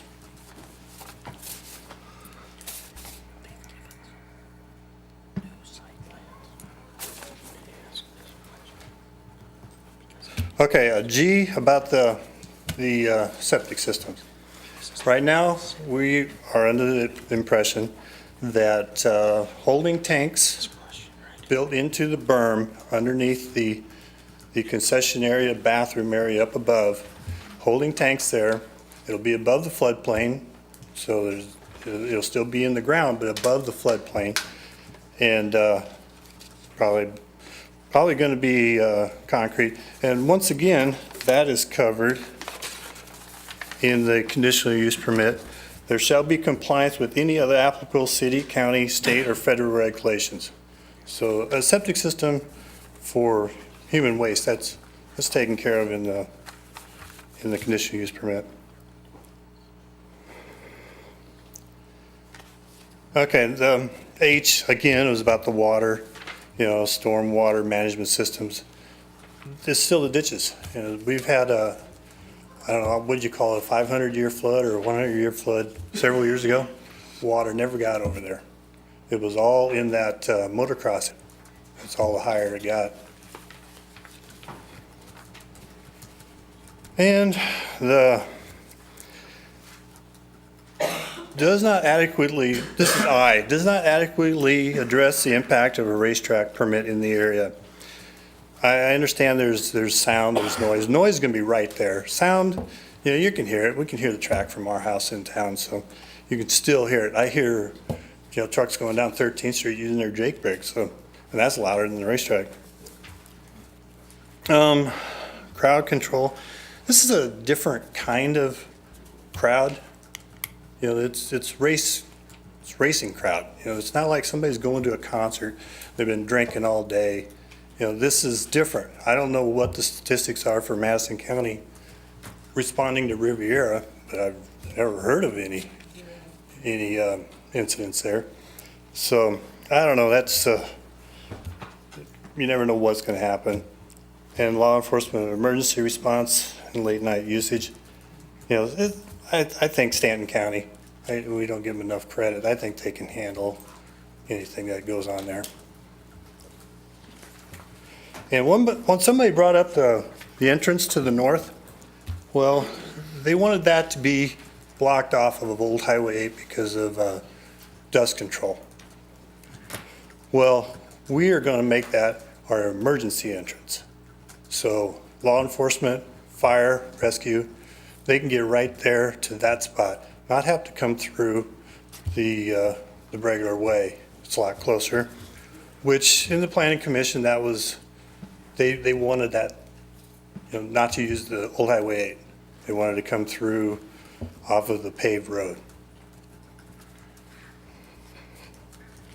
So I just went through the appeals. That's all I wanted to address. I don't want to argue with anybody. This has been argued, quite a bit. Any questions for Brian at all? I guess I just have one, Brian. Is on the north end of the track where that berm is at, is there a guardrail or anything there that would be affected? So if there is a crash or somebody runs off the track, they don't end up in Highway 8? No, that top of that berm is 100 feet away from the fence. Okay. And it slopes down, from 10 feet high all the way to the fence line. And that's for safety of the race cars. They're not going to hit the guardrail and flip over. I've seen them at Albion where they end up going off the track, down, then come back on. So Okay. it's to alleviate crashes. Thank you. These other items that you were addressing, Yes. are they in the current final version of the site plan? The specifics, Yes. like the building, There's some things that are not specific. I didn't think the planning commission wanted just, nitpick everything, that they wanted a bigger one. Like I said, I wasn't there, but our new site plan does cover a lot more than what the planning commission had. So Brian, what we have right now, this Exhibit 20, is that the most current site plan, the latest version? Yes, made yesterday. Okay. I have the map. It's kind of hard to read. It's pretty small. Are grandstand dimensions included in this plan? Yes, it is.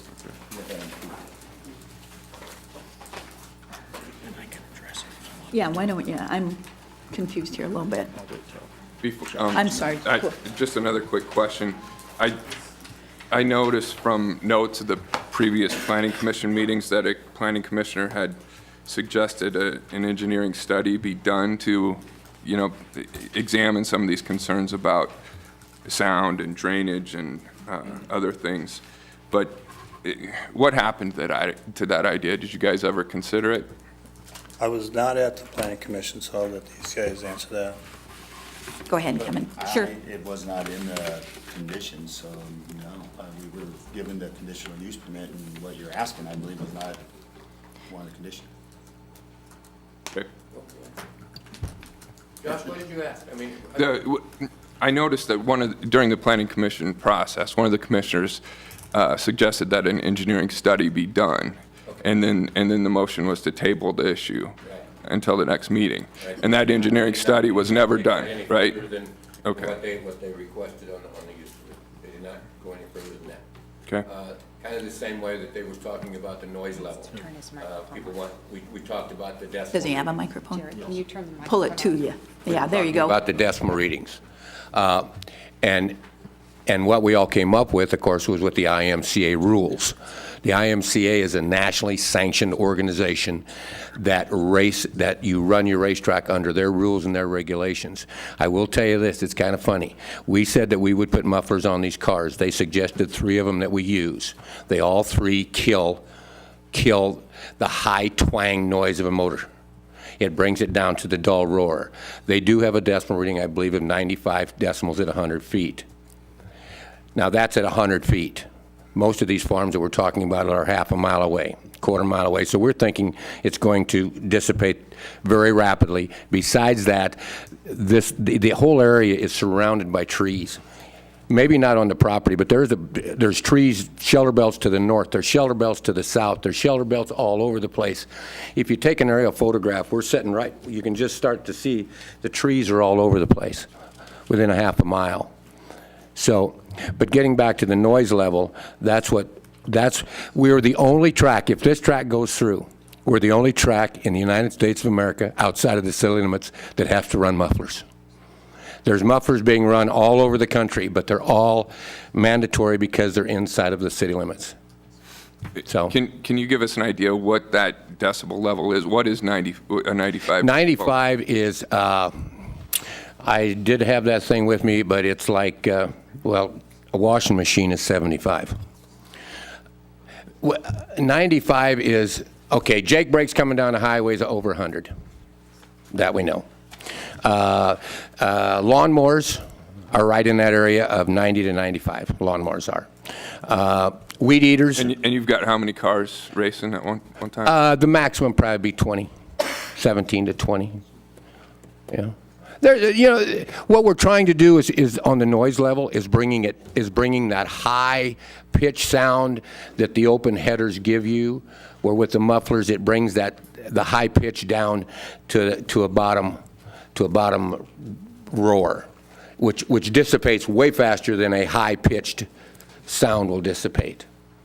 I think people are really going to be honestly surprised how it really does cut it, because this is all unheard. I mean, nobody knows.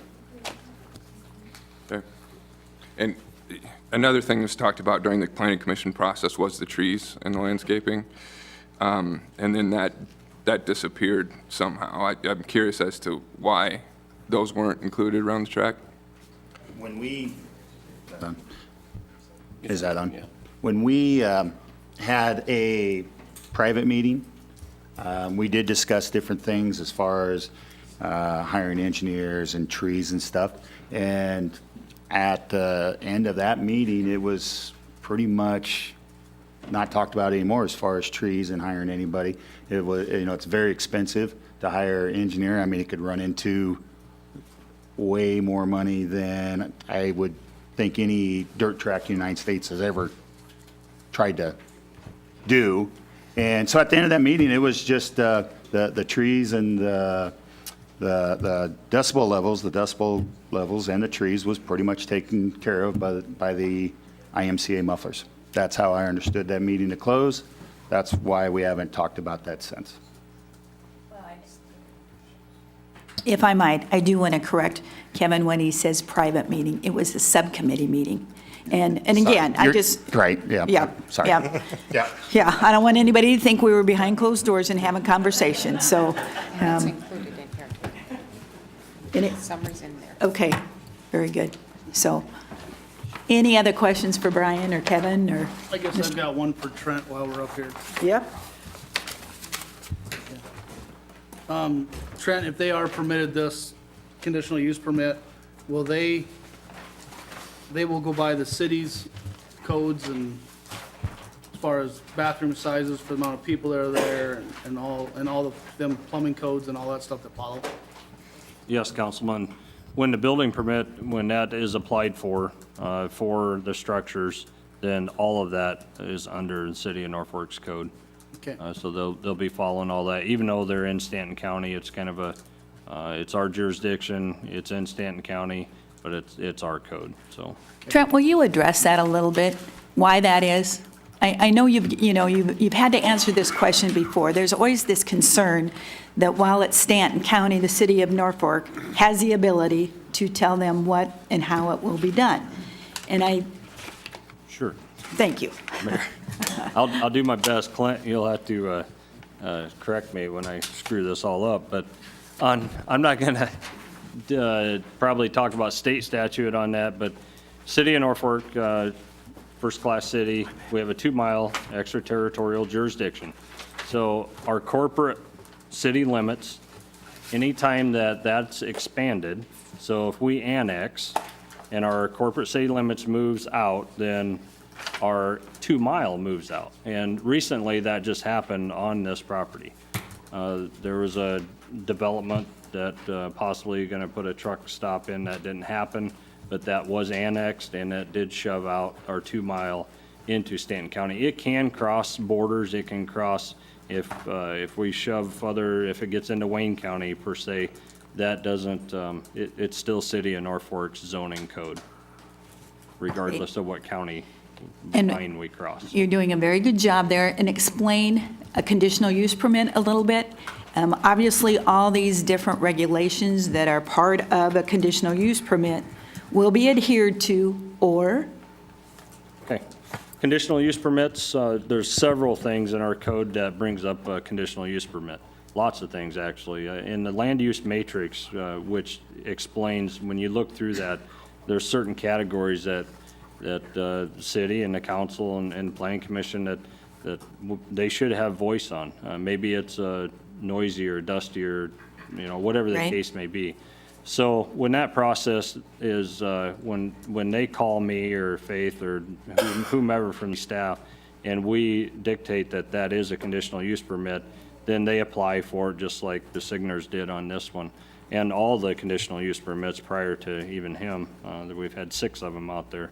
So in every one of their activities that they've chose to do there, it's a conditional use permit, whether it's RV park, the camp, the campground area, dirt bike, whatever the case may be. So, is there something else you want me to? Well, I guess my point in that is if in fact there would be issues with any of those conditions. If there's issues, if there's complaints, then that is typically forwarded to our office, whether it ends up with a city clerk initially or wherever, but typically it comes to our office. And we do look at those, and they are looked up on, and we can call them back into question. Right. Whether the one provision or maybe 5 provisions, maybe they haven't followed or whatever the case may be, that they are called back into question at that time.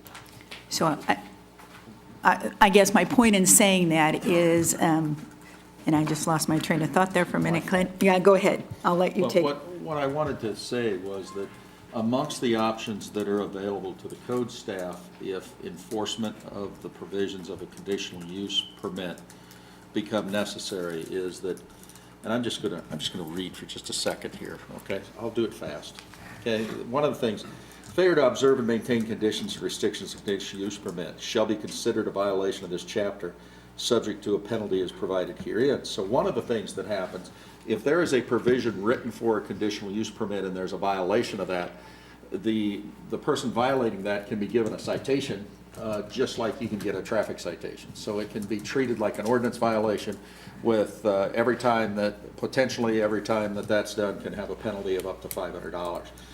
In addition to that, if the violations are deemed by the code staff to be egregious enough that it's necessary, the code staff has the ability to come back, have another public hearing, and much like this appeal that's before the council tonight, that rehearing, if you will, goes back to the planning commission, and the planning commission then can leave the conditional use permit unaltered. They can revoke the permit, or they can alter the permit by adding, deleting, or modifying conditions and restrictions that were contained in the permit.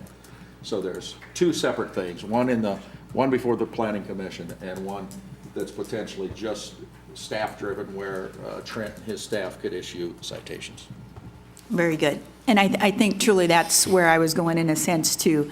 I know there were some comments about the mufflers and how is it that you're going to make sure that it is done.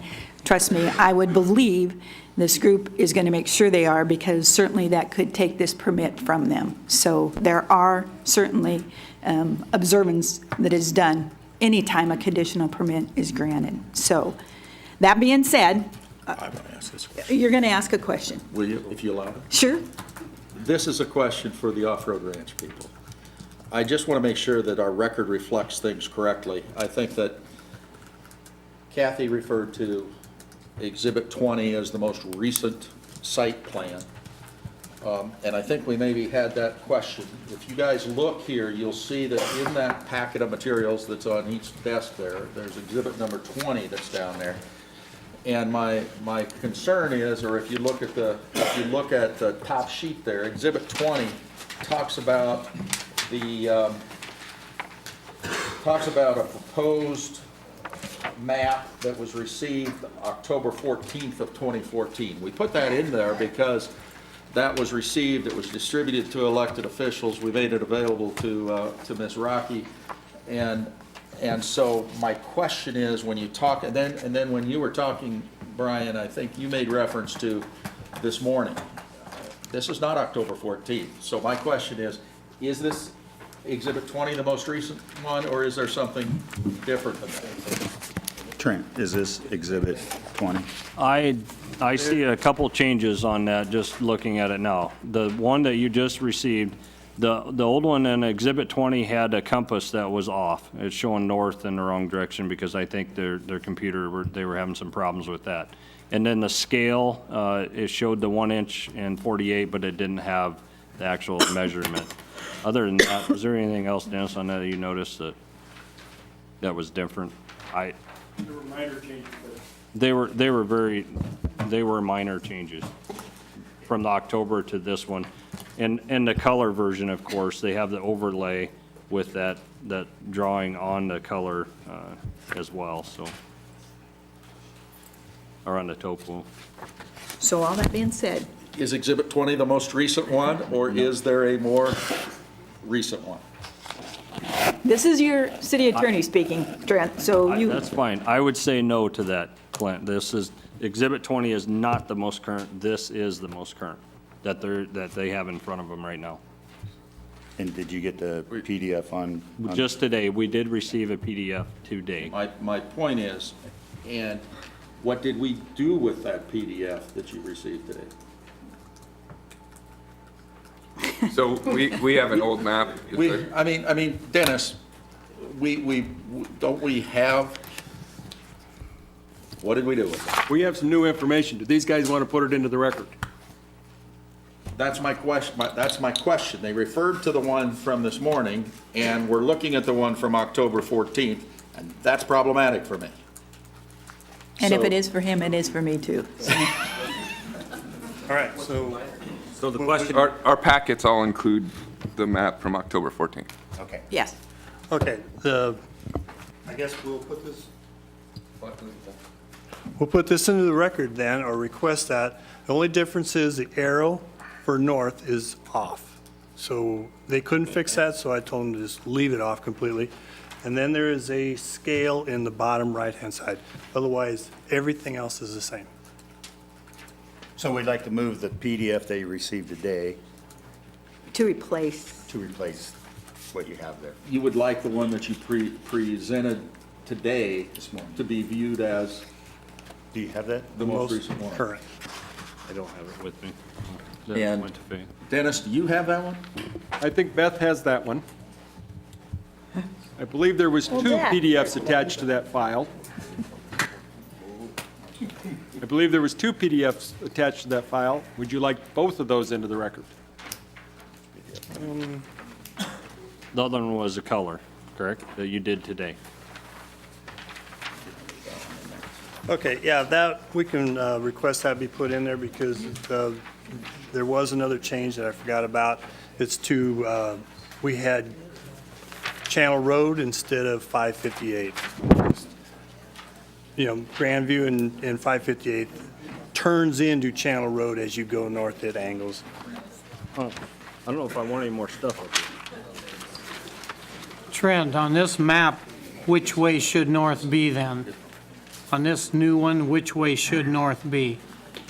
North is on the colored copy. It's kind of in the middle of the spectator parking, Councilman. Just, if you go from the pit stalls and move straight north, you'll see north on the colored copy. So the compass is on that one. It's going to follow, Crown Road is probably about as true north as you're going to get there. Okay. When you, because Old Highway. Crown Road goes north. Yep, from there. Crown Road is north-south. All right, thank you.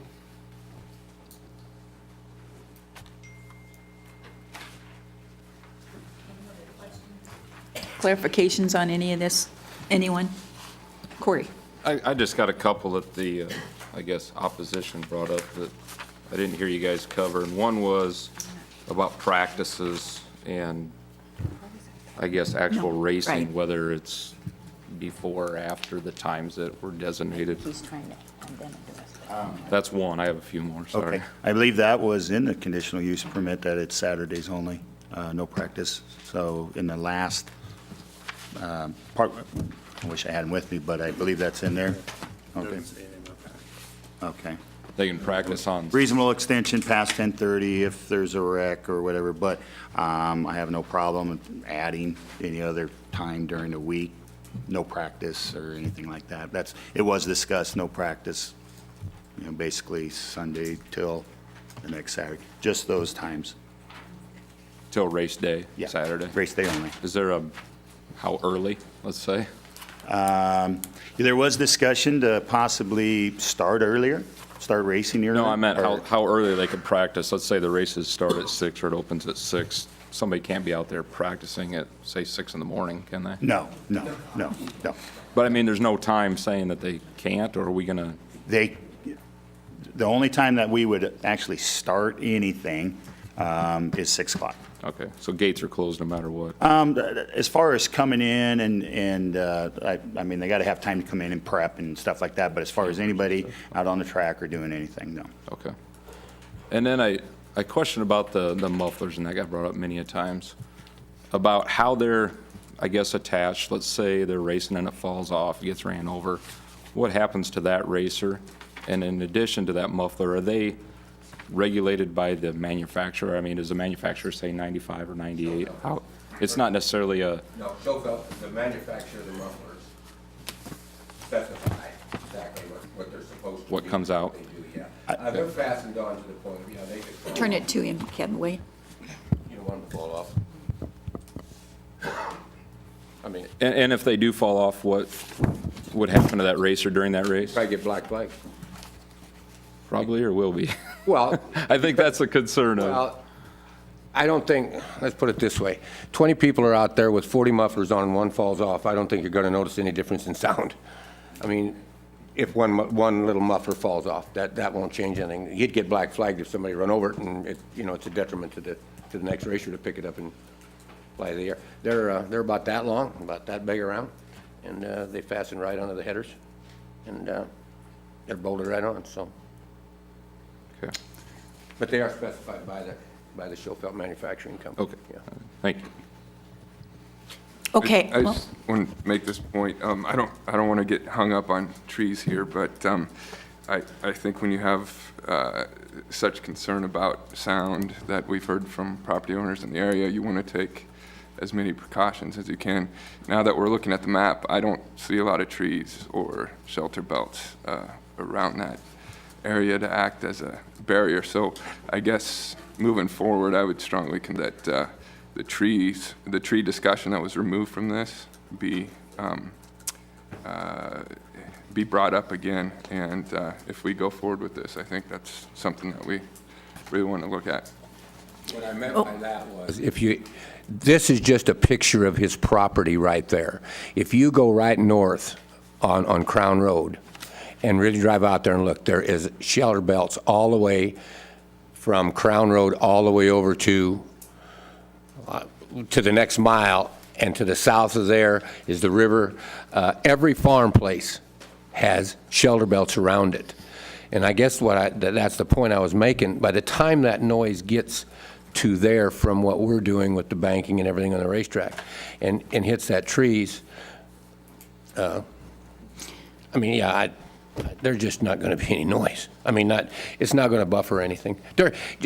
There's a lot of trees out there. I mean, a lot of trees surrounding that whole area, within that half-mile area. And I think even the farmers or the people opposition will claim that there is. I do want to remind everybody, I haven't given opportunity for all those that want to speak in favor to come forward, so we need to do that. So let's keep it moving. Again, I'll just ask you to come forward. Are you, group, done? I'm not, I haven't. Oh, Kevin, okay, I'm sorry. A couple things I just like to. I thought Brian was the spokesperson, my fault. Kind of, yes, but Kevin Signor. I just want to point out a couple things. I know the conditional use permit time was brought up for 10 years, maybe to a couple or to 5 or whatever.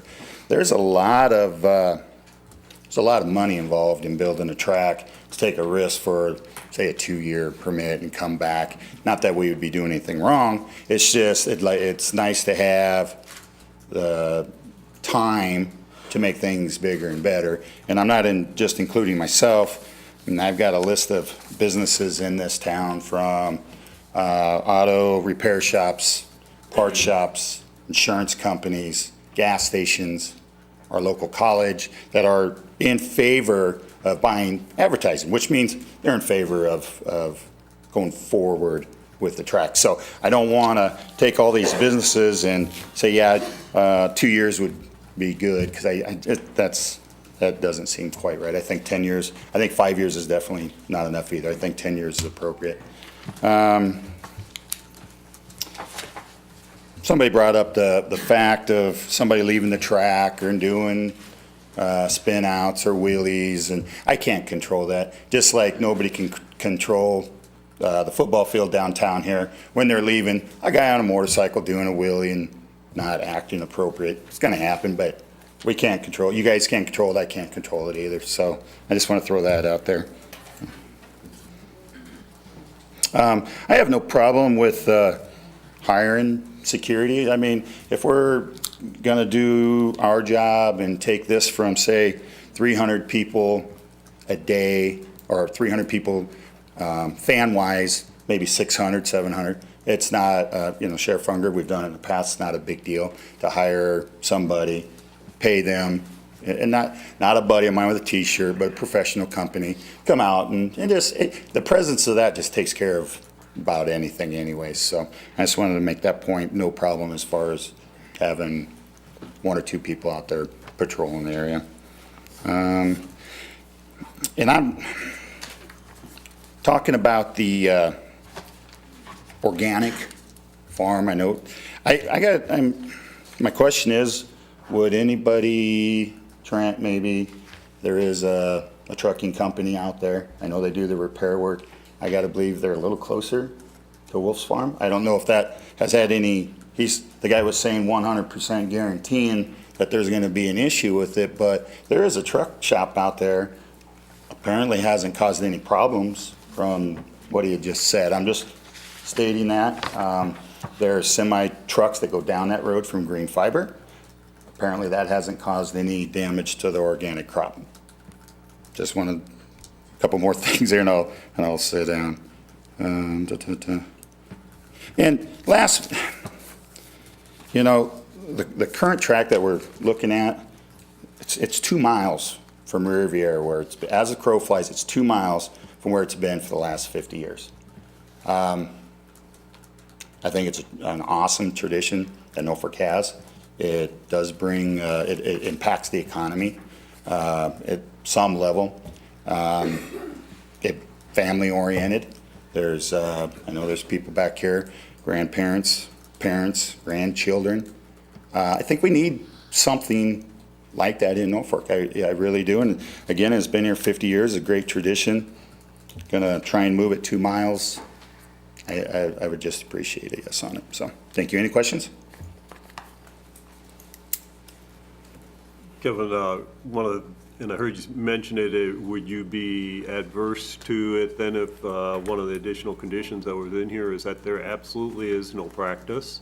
Absolutely. There's no practice. There's no practice. I mean, as part of a condition. Put it in there, please. I have no problem with that. And about hours of operation, a more definitive declaration of what hours of operation are. As I believe Mr. Vitruva waylaid to was, does 6 o'clock mean 6 o'clock opening the gates?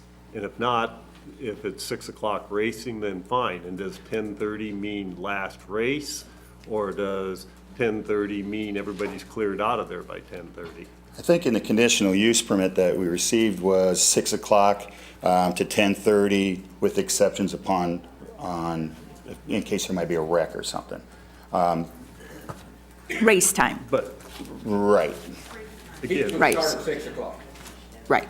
Okay, that's what I think Mr. Vitruva was referring to, and what I would like to see a more clear definition of what these timeframes actually represent. If it's 6 o'clock racing, then so be it. If it's 10:30 racing, or if inclement weather pushes it a little later, but if it's 10:30 and everybody's out of there, then that doesn't mean that the racing continues to 10:30. Yes, I agree. Why we put 6 o'clock in there, because right now racing starts at 7. We wanted the option maybe to start earlier, get the noise done earlier for the neighbors. We just kind of left it. I mean, we can say 6 to 10:30, but we may not start racing till 7. We wanted the option to start at 6. That's what kind of we came up with, just for the simple fact, normally racing starts 7. And we wanted an option if we wanted to, and everybody thought it was kind of a good idea, if we decided to move it up an hour and start at 6.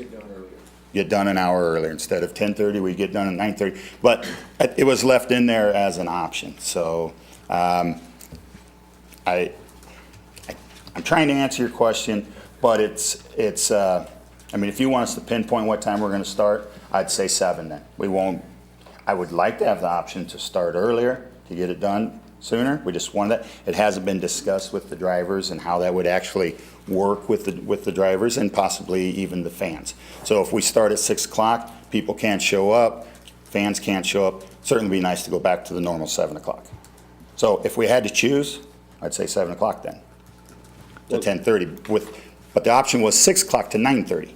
No, 6 o'clock to 10:30. To 10:30, but chances are it's going to get done earlier, around 9:30. So we were just trying to end the night an hour earlier if it was feasible to do with the racing and the fans. Does that make sense? And to me, yes, that makes sense. I mean, but what he was asking for was clarification on the definition of hours of operation. Hours of operation, from what you're telling me then, is actual physical racing hours and not necessarily when everybody's going to be cleared out of there. Is that correct? Yes, Yes, that's correct. right. So those hours So would that- be pre and post racing activities? No. No. Maybe to help clarify that a little bit, they will start hearing, if we start at 6, they will start hearing motors at 6 o'clock. They will no longer hear motors at 10:30. Okay. Now, that doesn't mean the guys ain't going to come there earlier, that doesn't mean they're not going to stay later. That's when they'll hear the motors. Now, they will not hear motors for 4 straight hours. Right. I mean, when you figure it all out, if by the time they get around the racetrack, this is no kidding, they'll hear 1 hour of motors. Not at the same, not continuously, but In that overall, 3 hour span. in one whole night, they'll hear 1 hour of motors running. That's about it. I think what some of the guys are getting at too is that maybe you should put in there that we're going to open the gates at 4 o'clock. They're going to come in there and set up for 2 hours. You know, we're going to close the gates at midnight so they can, you know, sit in there for an hour. I think we need to know just a little bit of that so we know what to expect if we do have people out there. or Okay, something. I guess I could honestly answer that then with what you just said. The gates would open at 4, there would be nobody out in the pit area after midnight. You might just add that so that everybody knows, like Larry asked that. I think he was getting more at that. When are people going to get in? Are they going to start right at 6 or are they going to get in, you know, and do things like that? So you might just, put that on there so everybody knows so that there isn't any surprises. Yeah, I guess one thing I want to throw in there, after the racing, it is kind of a family, friend, cousin kind of deal. When they're done, they do like to hang out in the pit areas. Would they have to absolutely leave? I mean, that's something I'm Well, asking. no, but put it in there. The gates won't close till midnight, then everybody knows. You gotta, you know, at midnight. If you say 10:30, then some of us or some of them think, well, they gotta be out of there by 10:30, like Larry might have been asking. Does 10:30 mean everybody's gone? So 10:30 means- put it in there, and then everybody knows. No, they're not gonna be gone, but they're gonna be shutting down and loading their cars and sitting around or doing whatever, you know. Okay. Yeah, comment? I'd love to put that in at 4 to midnight, racing starts at 6, ends at 10:30. Great. Like that. Jim, any further question on that? Does that, like that? Great clarification. And again, those, Yeah, I mean. more that's why it's definition. back- That's why it's back before us here, because, you know, we Absolutely. can add those. It's not them putting it in, it's our saying. Right. that, You know, that's Right. gonna be added, if it even goes forward. Okay. Kevin, Josh brought up the issue of the trees, and I know there's shelter belts there, you know, I know that, but they're not your shelter belts. Right. So, act of God, or you never know what's going to happen. If those trees go away, you guys don't have any, you're not going to run right out there and plant trees on somebody else's property. Right. Would you consider revisiting the tree issue, especially if we're looking at doing a 10-year cup? You have plenty of time to grow those trees and all that kind of thing. Yes. And would those trees then take care of the decibel level faster than if they were a quarter mile or half mile away? I guess I would revisit it, but not on a different date. I'd rather do it now, because hopefully we can come to a conclusion tonight. The trees, the reason that we were kind of taking out the trees is the berm and the bleachers is so high that trees, I mean, even 8-foot trees aren't going to have no effect. I don't even think they can grow above the size of the berm. I mean, it depends what trees you're planting, but if you do, you're just talking the tops of the trees. Am I willing to maybe put in some trees? Yeah, sure. But I'm not going to spend $100,000 and try and do a sound barrier. I mean, the noise is going to be there. We all agree on there's going to be noise. I'm not against maybe putting some trees in. It's not going to do any effect for 20 years. I mean, we all know there is fast-growing trees, but those trees are going to be shorter than the berm and where the concession trailers are. So can we put some trees in? Yes. Did we actually plan on putting in some trees? Yes, to make it look nice. As far as decimal levels, I don't think it's going to do much good. But we plan on, it ain't just going to be a dirt road out there and people racing on. It's a brand-new facility. with brand-new bleachers built into the berm, and it's a big berm. Yes, we can put in some trees, but I don't want to have to go in there and make it a sound barrier, because I don't think it's going to do nothing for a long, long time. And that berm is how tall? How tall does that go? It'd be 10, 12 foot on the corners, and then the berm for the, and the time you get the buildings and everything up in there, heck, that'll be over 20 feet. It'll be 20-plus feet, actually, because you got your berm, say it's at least 12 feet, and the bleachers go up there. And then you got your concession trailer, your concession buildings, and press box. It's trees behind there. There's trees right there along that road that aren't going to do any good. It's there already. I mean, that sound's going to come out of there, and it's going to go up. Trees along that backside of the concession area, facing the northwest where we kind of tilted it. I don't think them trees are going to, I don't think they're going to do any good. I mean, they're just not going to do any good. With the sound going up, and as tall as those are, with the berms in the concession and bathroom area, another 10, I'd say another almost 10 feet tall. It's 20-some feet in the air. So, from where the cars are. One question for you, Kevin, and you may or may not know, and Jerry, you may or may not know. So your berm that you're planning for right now on the track, you said is about 10 feet tall. What's the current height of the berms was the current height of the berms at Riviera? I went and measured them the other day, they were 9 Okay. 9 to 10, about the same. Okay, because, and I'll just put this as a point of reference. Excuse me, he's talking about I'm talking about the concession area going No, up. I was talking about the berm. Just the berm, just the corners, okay. Corner berms. And I'll offer this just as a point of reference. For many years, my office was down on 800 Sherwood Road. And I would work Saturday afternoons and Saturday evenings. I noticed the noise.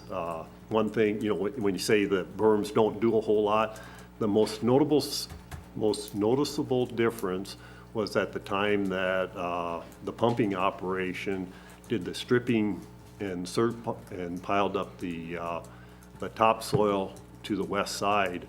Where my office was from that, I basically did not hear it. And I do not believe that surcharge, or not surcharge, that pile of topsoil was much over 10 or 12 feet tall. Jim, I misunderstood you, because what I was talking about was where people want the trees is behind the concession area. You're talking about the berms on the east side where it's 10 foot. I was talking the concession area where it's going to be over 20 foot. So I'm sorry. Trees on the east side, I don't think was ever discussed. We talked about trees, the reason we rotated the track, and then to help beyond that is what I thought you were talking about. So trees on the other side in the corners and all that, yes, they definitely would help. But the area that we've discussed for a couple months behind the concession area and the bleach area, I don't think they're gonna grow that tall, but the other areas where Jerry's saying 10 feet, definitely, I agree with you. But I don't think there was ever talk about trees out there. I don't want to lose control of, I want these people to have the opportunity. We're going to have Ms. Rocky back, and we're going to have you back as well. So let's hear from the voices that have been raising their hands in the back and coming forward. And again, I will just ask that we, once the statement is made, and if you want to come forward and say what he said is what I say or whatever, but if we can keep it. Yes, I'm Chad Jensen. I live at 708 Spruce. I've been a race car driver for 18 years at Riviera. I'm helping, trying to get this going here. One of the comments on the trees, I'd hate to harsh on this again, but one of the city planning meetings we had, one of the city officials brought up the point that in order to make a 5 decibel difference in noise, the trees would have to be 100 foot thick and solid trees to make any significant noise difference. I don't think that's going to happen. We race every Saturday night. We've done it forever, 50 years. It's a family-oriented deal. The race procedure goes, We show up, unload, get the cars ready.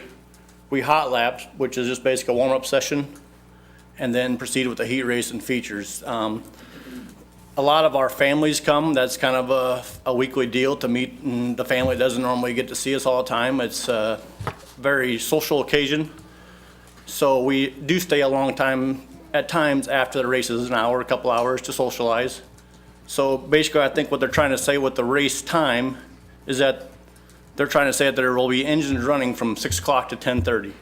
After that, it'll be basically a quiet environment, just socializing out in the grounds and make it a nice environment.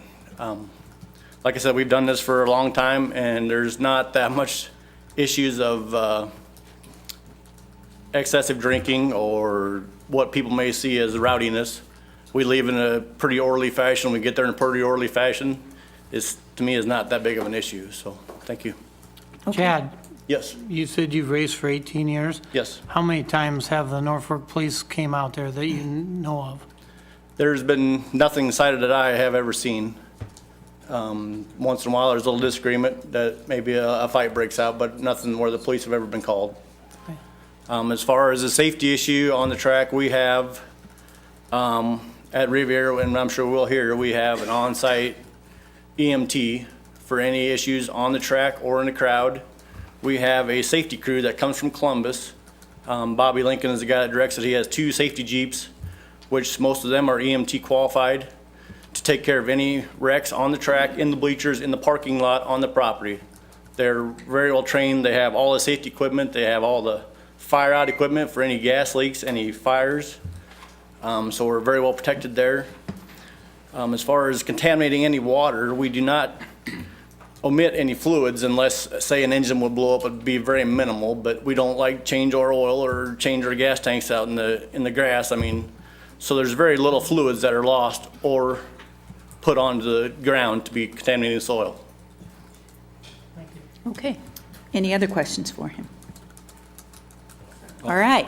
Clarify, Mayor, for Councilman Fowles' question, as far as rescue goes, that's Norfolk Fire and Rescue's area. There's a separation there for law enforcement, but not for fire and rescue. All right. Who else would like to come forward and speak? Come on up and stand in line. Hi, my name is Margot Chenoweth. I live at 301 South Eastwood Street in Norfolk. Let me get my great big long name down here. Quite a moniker. Is somebody leaning on something back there? Yeah, they're leaning on. Can you get away from the... There you Whoops. I think God wants to be next. Yeah. Well, you brought everybody back to life. That's quite all right. All right, will you start over for us, please? Yes, I'm Margot Chenoweth. I live at 301 South Eastwood Street in Norfolk, Nebraska. My family is an old-time racing family. I came originally from Sioux City, came over here to Norfolk, and was very, very happy to see that we had a very active racing community here.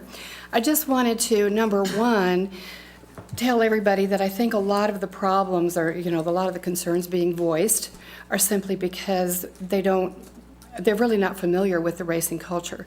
So I won't repeat all the things that Chad said. He did a very good job with that. I did want to bring out one more thing about the noise concern. I know it is a concern, and as we say, we're all agreed that it's going to be a bit noisy. I did go onto the internet shortly after the first council meeting that I came to, and I looked up several studies on noise. One was from the Corps of Engineers. Another one was studies that had been done at several racetracks of long standing. I could not begin to wade through all the, all the technical terms that they used. But at the end, it seemed like every conclusion was that, every racetrack or everything emitting noise is different. The variables are so incredibly large that it really is very difficult to even anticipate what the levels might be here. So as far as anybody wanting to know, okay, if I'm standing 75 feet away, how loud is it going to be? and on, and we've already talked about that. You really cannot do that conclusively until the track is already standing. Then you could do a study. What everybody came to with consensus in these studies, as far as they were concerned with racetracks, was that the best solution was mufflers. They didn't find, for instance, that planting trees, again, made any significant difference simply because you couldn't plant a large enough stand to really make a difference. Perhaps dirt would have, but that was not included in that. So I did just want to say that I looked at quite a few things, just couldn't really see anything except that the mufflers were the things that worked. So made everybody happy. Thank you. All right, thank you. Come on up.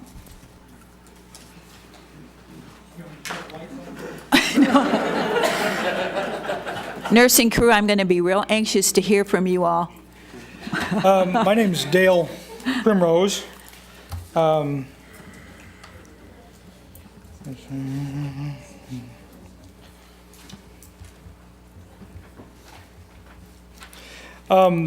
name's Dale Primrose.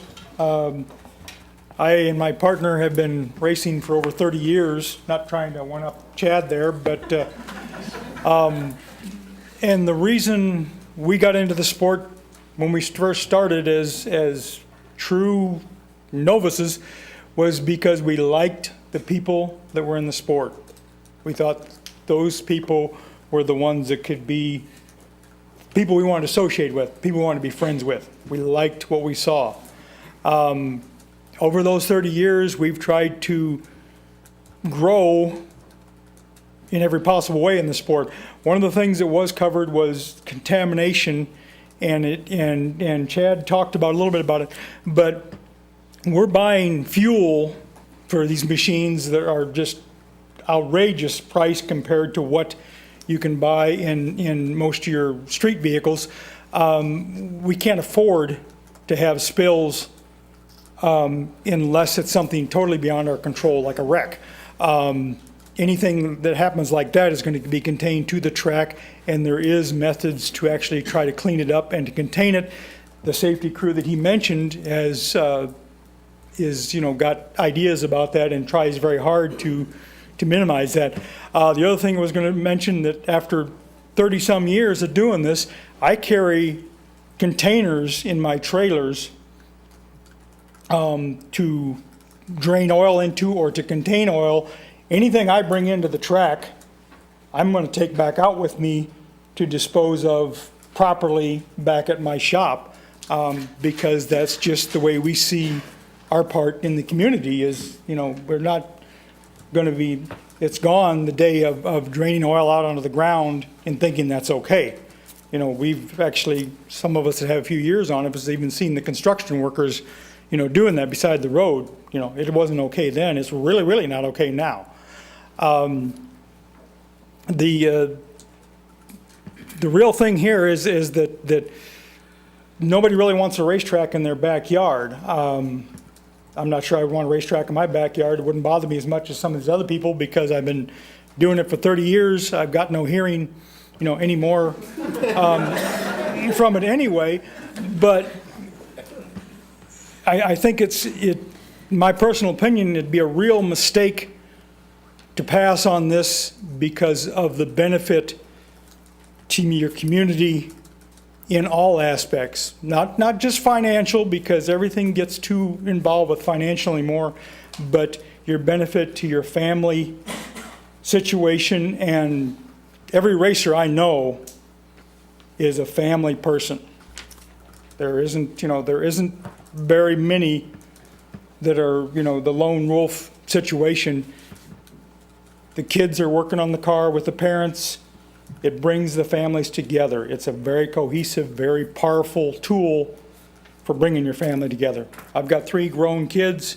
They all grew up racing, and they all, are pretty decent kids because of their mom, but they all grew up at the racetrack, and that's something that Norfolk should not lose. Thank you. Appreciate it.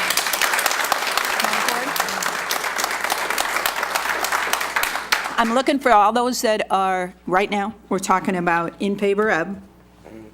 Okay, let's continue on. Continue on. Anyone else that wants to come forward and speak?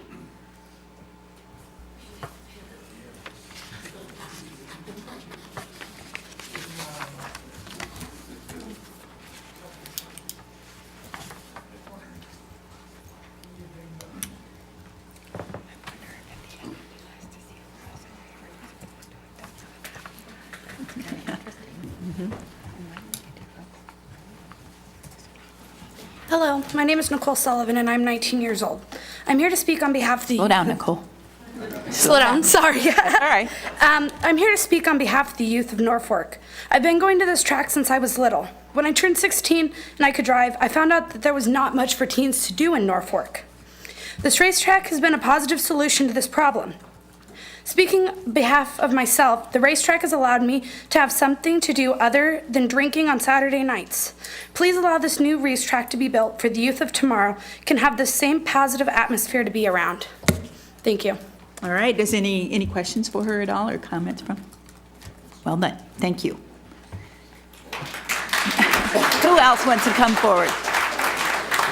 Mayor, this is Dennis. Can I make a suggestion? I'll got a clipboard, and we can have the next one come up, and they can be signing in while the... How many more do we see that want to speak yet tonight? 2, 3, 4, 5? Okay, will you do that, Dennis? Come on forward. State your name for it. Hello there. My name is Travis Roth. I do live in Columbus, Nebraska now. I do own Roth Racing and Razor Chassis. We did have a business here in Norfolk, Nebraska. We have currently moved it to Columbus. I employ 16 people. This racetrack will affect my business one way or another. I do have 4 employees that are from Madison County. I do make my living, my wife, my kids, and my grandfather raced at the track. I have, my father, and I got 2 other boys that are racing themselves now. So this will be very emotional if it doesn't open back up, and it'll probably put a strain on a lot of my family. So thank you. Any questions for him? Okay, who's next to come forward?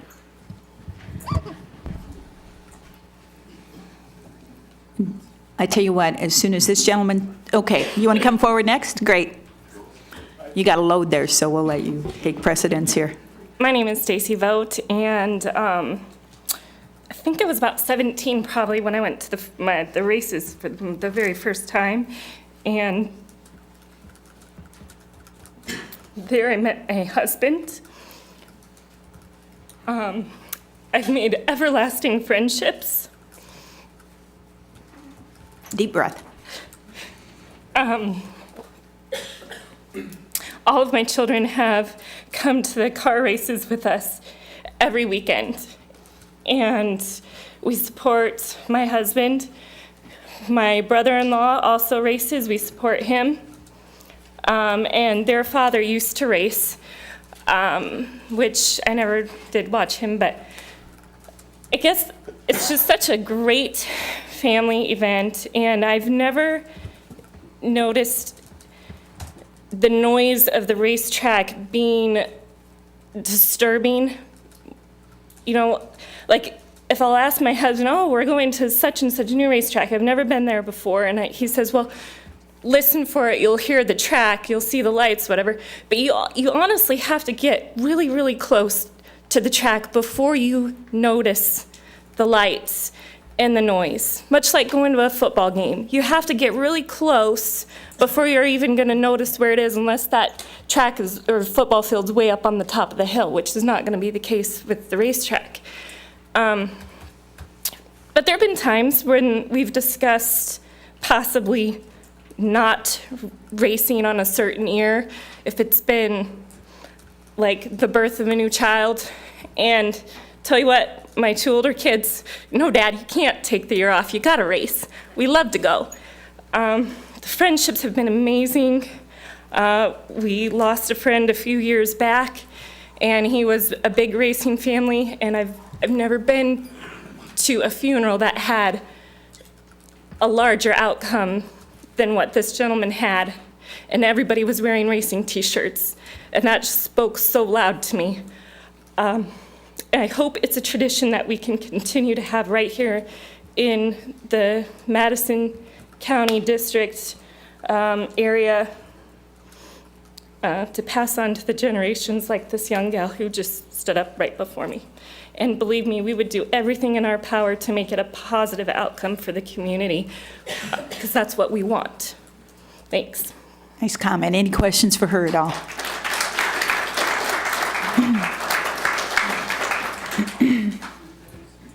Hi, my name is Justin Robinson. I live at 2305 Fairview Drive here in Norfolk. First of all, I just want to say thanks to Mr. Signer for going above and beyond and trying to get this going for the racing community. This is a big undertaking on his part, no doubt, and I'm sure there's probably times where he has to wonder if it's worth all the hassle and effort and trouble. But just a quick story. My family and I moved here from Iowa in 2001 and relocated here for a job. And I worked a ton of hours and didn't get out much to meet very many people. And ended up having some guys work for me that were big into racing.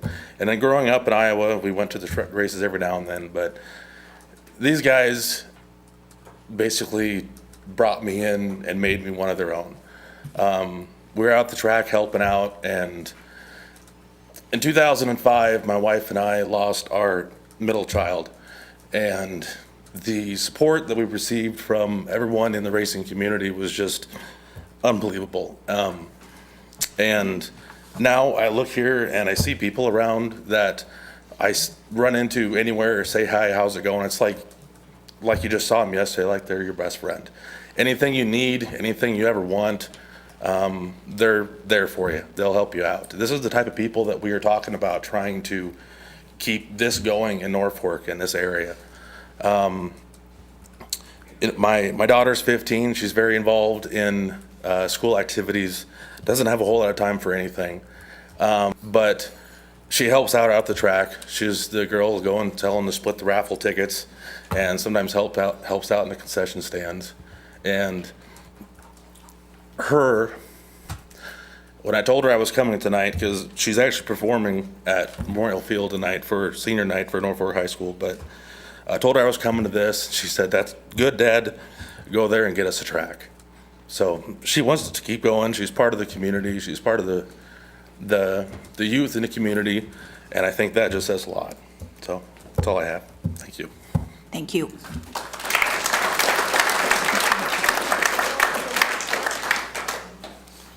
I'm Jim Johnson from Plainview, Nebraska. My wife and 2 kids left a little bit ago. One's 5 and one's 9.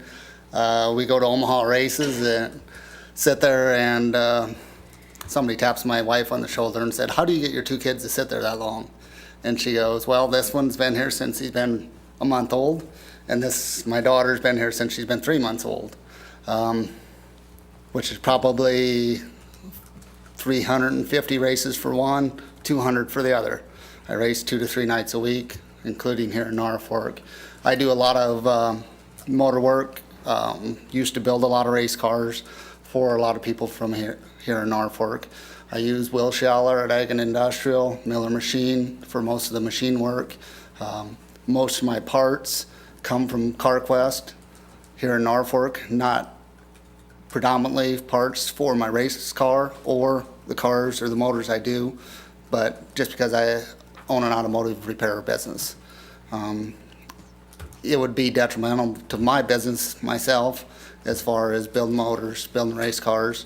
You know, if it didn't go through, my family, that's all we do. I've raced 25 years and I'm only 43 years old.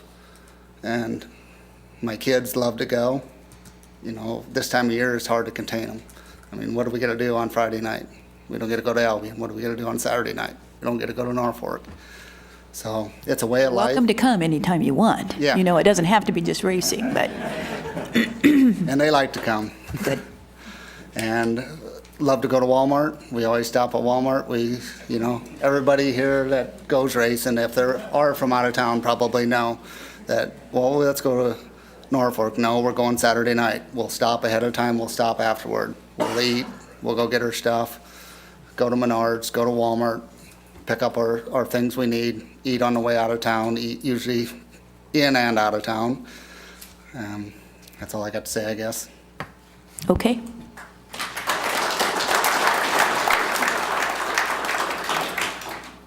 Hi, I'm Chris Turk. Say it again, Chris. Chris Turk. Okay.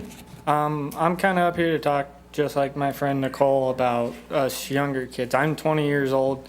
I went to school with her, and I've been going to this track since I was probably 5 years old. I love racing. I've always been with it. Me and my brother go racing all the time, and this track is so great because all of us younger kids, instead of, like how she said, not saying that we go out and drink, but we go out, instead of us going out and getting in trouble or having cops instead of coming to the racetrack, which never really ever happens, instead of them chasing us around, we're at this track watching these guys entertain us, keeping us busy, making us want to be able to do what they do and help build the community. I myself would like to start racing. I'm just not old enough and I don't have the means to be able to start racing, but I am proud to say that I am a good fan of this racetrack and having this tradition go on. I would love to be able to see more kids go out there and get, how would I say it, be more, I can't even think of the word right now, but being more involved with the racetrack and with all these race car drivers that you can go walk up into their pits and talk to them and have an amazing conversation, and they'll help you out with anything. I mean, you can literally see them run over to another guy's pits and they're there. I mean, if you're a younger kid and you're having problems, and they'll keep you out of trouble. I mean, that place has kept me out of trouble quite a bit. I mean, and it's just always nice to have like a family-oriented place. I mean, I know quite a few race car drivers, and I can go talk to them, and I feel like they've been a part of my family forever, and it's just an amazing feeling to know that and have that as close as it is to where I live. So that's all I'd have to say. Okay. Thank you. Mayor? Yes, sir. There's a 40-county silver van that's blocking a vehicle across the street. Okay, 40 county silver van that we need to ask. Across in the probation office. Oh, in the probation office over there? Probation lot, parking lot. It's got a young lady blocked in there, and she's been there since 5, and she'd like to go home. So if there's someone that has a 40 county silver van that parked over in the probation parking lot, if you would be so kind as to go over and just move it so she could get out, that would be great. Well, Thank you. you bet. All right. Again, we can keep this going for a long time. Is there a better way of doing this? I mean, if we, show of hands. Can I say one thing, and I think I could sum it up, honestly? I'll try. Because I think what these guys are saying, they want the track, there's long history, families, and it ain't just these guys, and I appreciate everybody here, but on social media, there was a Facebook, social media, support the track, 2,119 supporters of it. So it's just not these people in the room. There's 2,000 more people that would love to stand right here and be in favor of it. So I think if there's not anything more. Different than, I mean, again, I'm certainly hearing the stories of the family we are hearing. Yeah. And again, if somebody has a different message, something we're missing, you bet, come on forward and we'll certainly let you.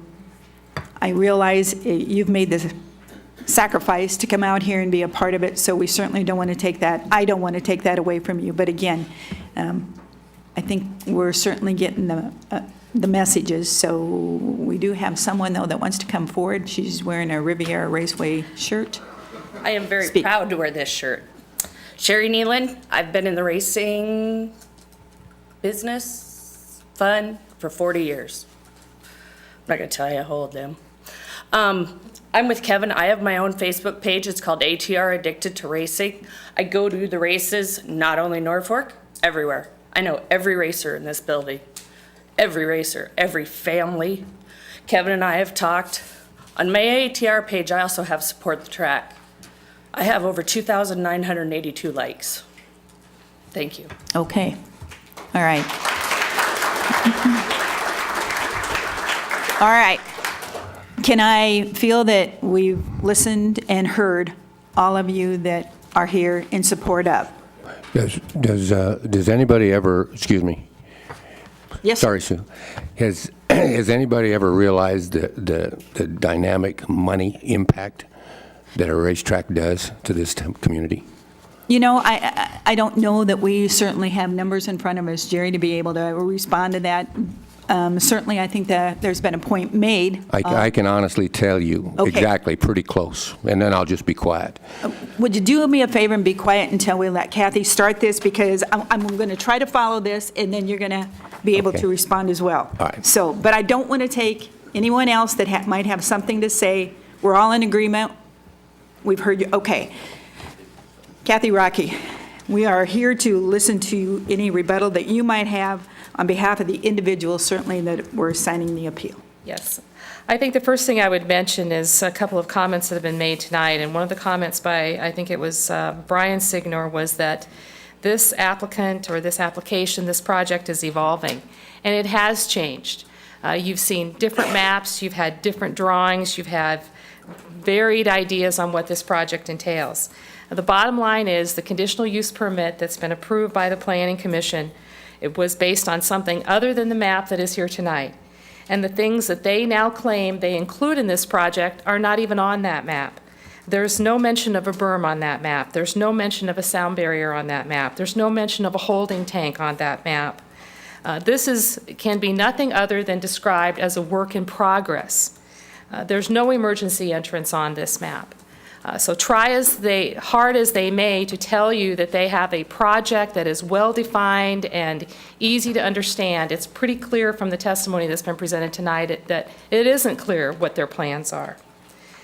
On the subject of sound, none of us here are sound engineers that I'm aware of. If there's one in the room, I apologize in advance. I don't pretend to be a sound engineer, and none of us should pretend to be sound engineers as we examine this issue, and I don't think this board is intending to be one either. There has been no study undertaken to assess what the sound will be and how it will impact the surrounding area. And most importantly, the conditional use permit itself has no decibel reading language. All it says is that there will be mufflers installed. There are no parameters. There is no description. There is no guide so that a citizen who thinks there's a violation can report it, or the city can go out and try to enforce it.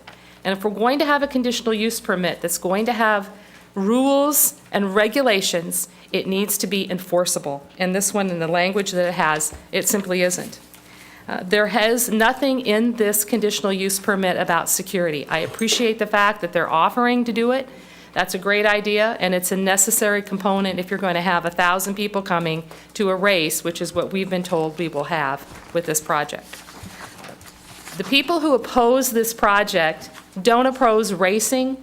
These are family people who enjoy time with their families and enjoy time in the peace and quiet of the rural setting where they live. They don't hate racers. They don't hate racing. They don't hate racing families. These are family-oriented people themselves. They have a high quality of life where they live, and they want to maintain that high quality of life.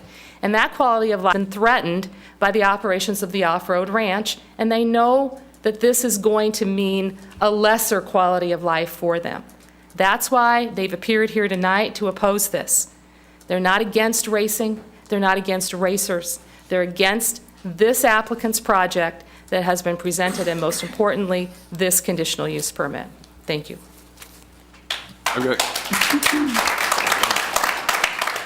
One question, sorry. One of the very few things we haven't talked about tonight that I read in some of the transcripts were concerns from livestock producers in the area about livestock. Does anybody have a comment on that? Livestock?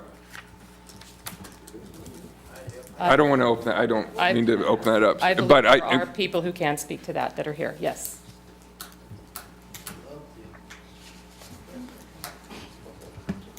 I have 5 horses in my backyard. I'm sorry, say your name and My the, name is Tad Pospischel, grandson of Jerry Pospischel. okay. I have been racing since I was 8 years old. Sorry if I speak a little fast, I'm a little perturbed. But Oh, calm down, but I do need you to sign in too before you walk away, so. anyways, I have 5 horses in my backyard. And when I fire my motor up, not a one of them flinch. Okay, and I brought a 2-year-old colt down, watched how he was going to act after firing up the motor, and he did not move. So for the guy to say that he lost value in his land because he can't rent the cattle, there's cattle adjacent from Riviera Racetrack across the road. I've seen them pulled in down First Street, right there at First Street, and I believe it's Sherwood. Across the road is cattle. And I've never seen those cattle out on the road because of the races afterwards. So that's my point. Okay, appreciate you coming forward. Is that okay? Anybody else?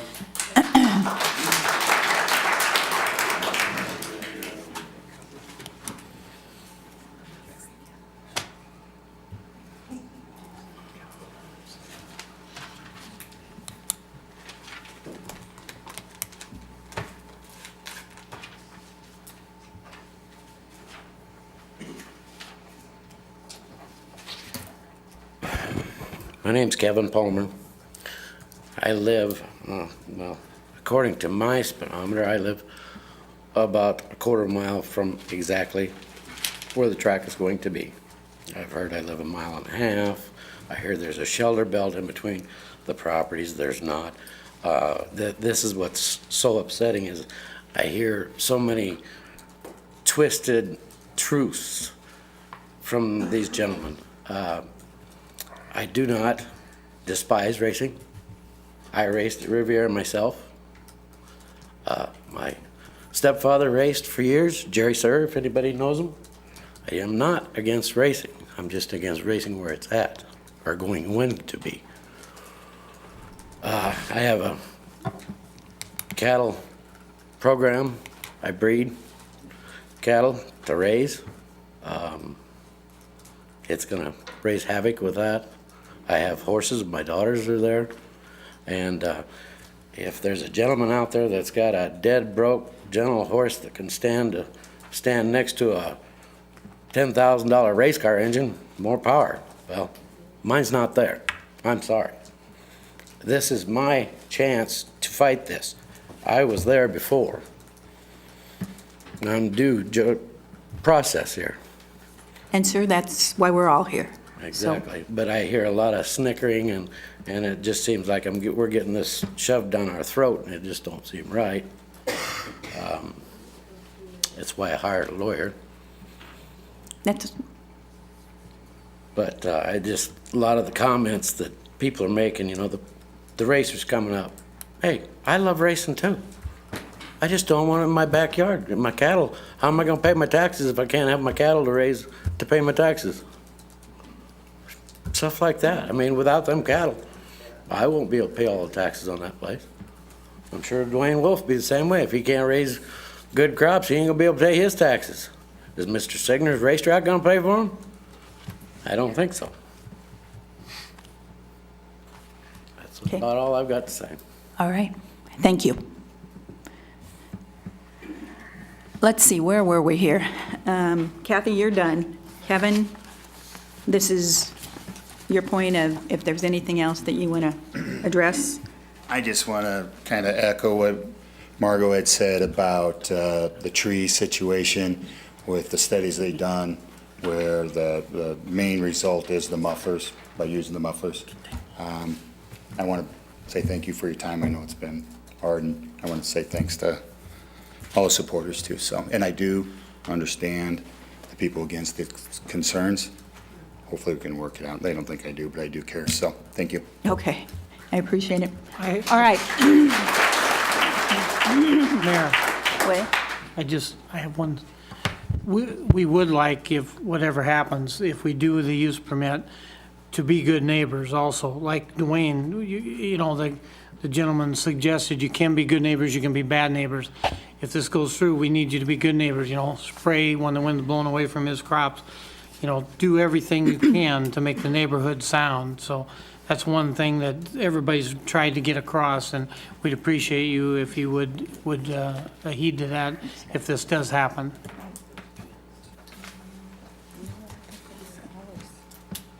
Still within the, okay. All right, council. How about discussion among here and thoughts about, do I want to close this hearing first and then have, no? Okay, all right, because there's certainly been some different talk about some conditions or such, so I think it's time for discussion among this council. Your Honor, are we going to close the public hearing first, or can? Oh, I'm sorry, I thought you said you can't. Okay, yes, that says we can close the public hearing, and then we'll do the talking of conditions and what we might want to do. My fault. So I will, yes, sir? Is there some letters that might want to be read, or? I think all those were put in the packet for the council. I mean, we got a lot of letters that were in the packet that was provided to the council. So with that being said, I'm going to close the public hearing. I'm going to say thank you to each and every one of you who have taken the time to come out and sit through a lengthy public hearing. I think all the voices have been heard, and certainly respectfully. So with that, it's up to now the elected officials to make a decision on how it is that we go forward. And again, it's not an easy decision here. We've had a lot of different conversations, different concerns that expressed, and as well, we've heard a lot of folks talk about what it means to them. So with all that, council, take it away. What are your thoughts? I mean, we can certainly talk about some of the different conditions that. Your Honor, I think I first have a couple comments. This is, since I've been on the council, this is definitely the toughest thing, I think, to come across our desk. I can see both ways. Definitely there's a tradition for racing here in Norfolk. I think racing needs to continue here. I think we heard a lot of good arguments in that regard. And I thank everybody for coming out in that respect. It's definitely a family activity, and I also appreciate Kevin's willingness to be an entrepreneur in this and take on the investment. With that said, very frankly, I wish the Planning Commission had done a little more vetting and work on this. I think there's some questions that remain and some legitimate concerns on behalf of the neighbors who were there before the track. There's a lot of rural residents there. There's a lot of farmers, livestock producers. It's an ag area, and I think something to this extent, an investment, which I think, again, will be good for the community in the long run, needs to be done right, and we need to have, as Dave said, soundness in the neighborhood and satisfied neighbors with this, and I think it can be done. I think a little more study needs to occur. I know we have an option to do some modifications here tonight, but in my opinion, I think there might be too much to consider in just one evening's work. So those concerns that I mentioned, if you list them out, I think entail the sound question. I think the mufflers are a good option, but I don't know that any of us know exactly what 20 cars racing at that decibel level is without more study of it. There was concerns about berms, not being specified as in the conditional use permit. They're not. There's not sanitation language, sewer requirements in the conditional use permit, security. I think all those things, I think it's worth doing, if we're going to do this, I think it's worth doing right. And I think in the long term, it's best for the track too, if it's done right. So with that, I would move consideration of version A of resolution number 2014-43 to reverse the Planning Commission's decision. All right, let's continue discussion here. Is there any other input as far as Josh's, Councilman Moning's comments here and your thoughts on it? I think there's one thing I would like to say is that I don't know that we're ever going to be able to take control of the noise level. And I think that was part of the discussion that we had in the subcommittee. Racing is noisy. And I don't know that, I mean, the efforts of certainly the mufflers would hopefully be somewhat containing of maybe some of the noise, but it's not going to take care of it all. Racing is a noisy event. I guess I go back to the fact that they're asking for 18 nights, Saturday nights, I get it, in the summertime for 4 hours. And I don't know that I believe that's asking too much. I believe that there has been a lot of effort here, and again, on trying to keep going what has been an important piece of the community. And I remember one of the letters that we got from a resident down there on First Street saying, you know, the extent of the efforts for a family-friendly area behind them called Memorial Field certainly creates days long of sometimes a lot of noise and whatever, but it's a part of being a community where we offer some of these different types of entertainment. Now again, I agree and I understand totally from those that say, in my backyard, no. But I want you to please understand that as this elected body here, we must take into consideration truly what is right for this community as a whole. And so while, you know, Councilman Moaning, I appreciate exactly what you're saying there, and we do have the final say here in that. Please understand, you know, you talk about the sanitation needs and whatever, that will be certainly handled by city staff under those regulations that are part of that permit in the statement that makes the rules, regulations for city, state, et cetera.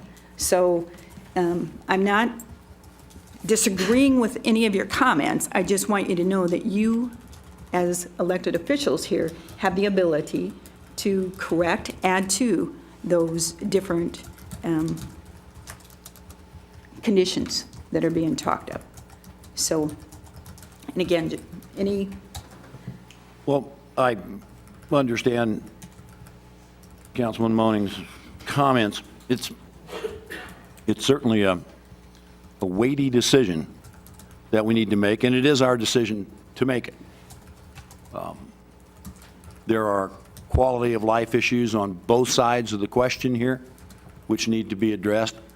My concern is that I find it difficult to make a decision on a site plan that has several holes in it.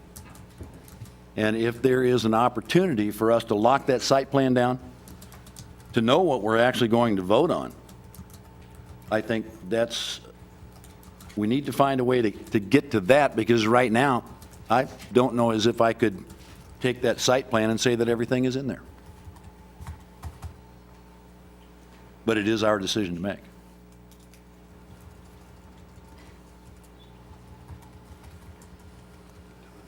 I guess I would echo those comments. I think, you know, as Rob said, it is our decision to make, but we need to be able to make a fully informed decision. And I don't think we're quite there, frankly. Well, I would have to agree with you, Councilman Moaning, that way, and with Rob in so much, excuse me, that you know, we're being asked to act on a conditional use permit, again, that appears to have a tremendous number of holes in it, or at least needs some specificity as to, you know, even item number one. I do believe, you know, the question that arose was, or the concern that was presented, one of them was, you know, adequate restroom facilities and how that's being handled. That's a code issue.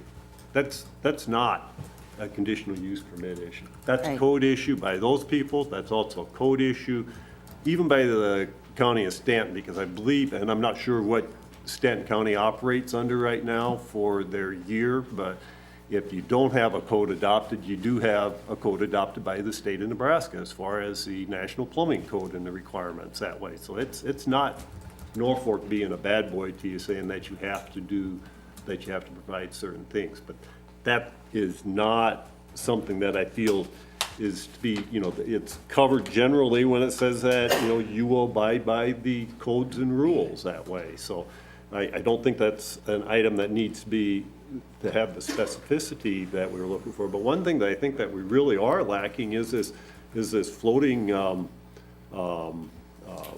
site plan that,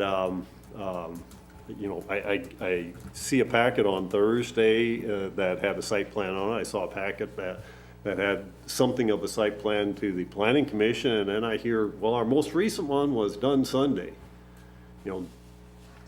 Okay, I don't know that we can act on that when it's floating that much. So the other thing that, and I've asked a couple times and said, no, it's a little too hard to regulate it, but I specifically believe, we hear that the mufflers supposedly within 100 foot are designed for 95 or 98 dBA. And so if that's the case, then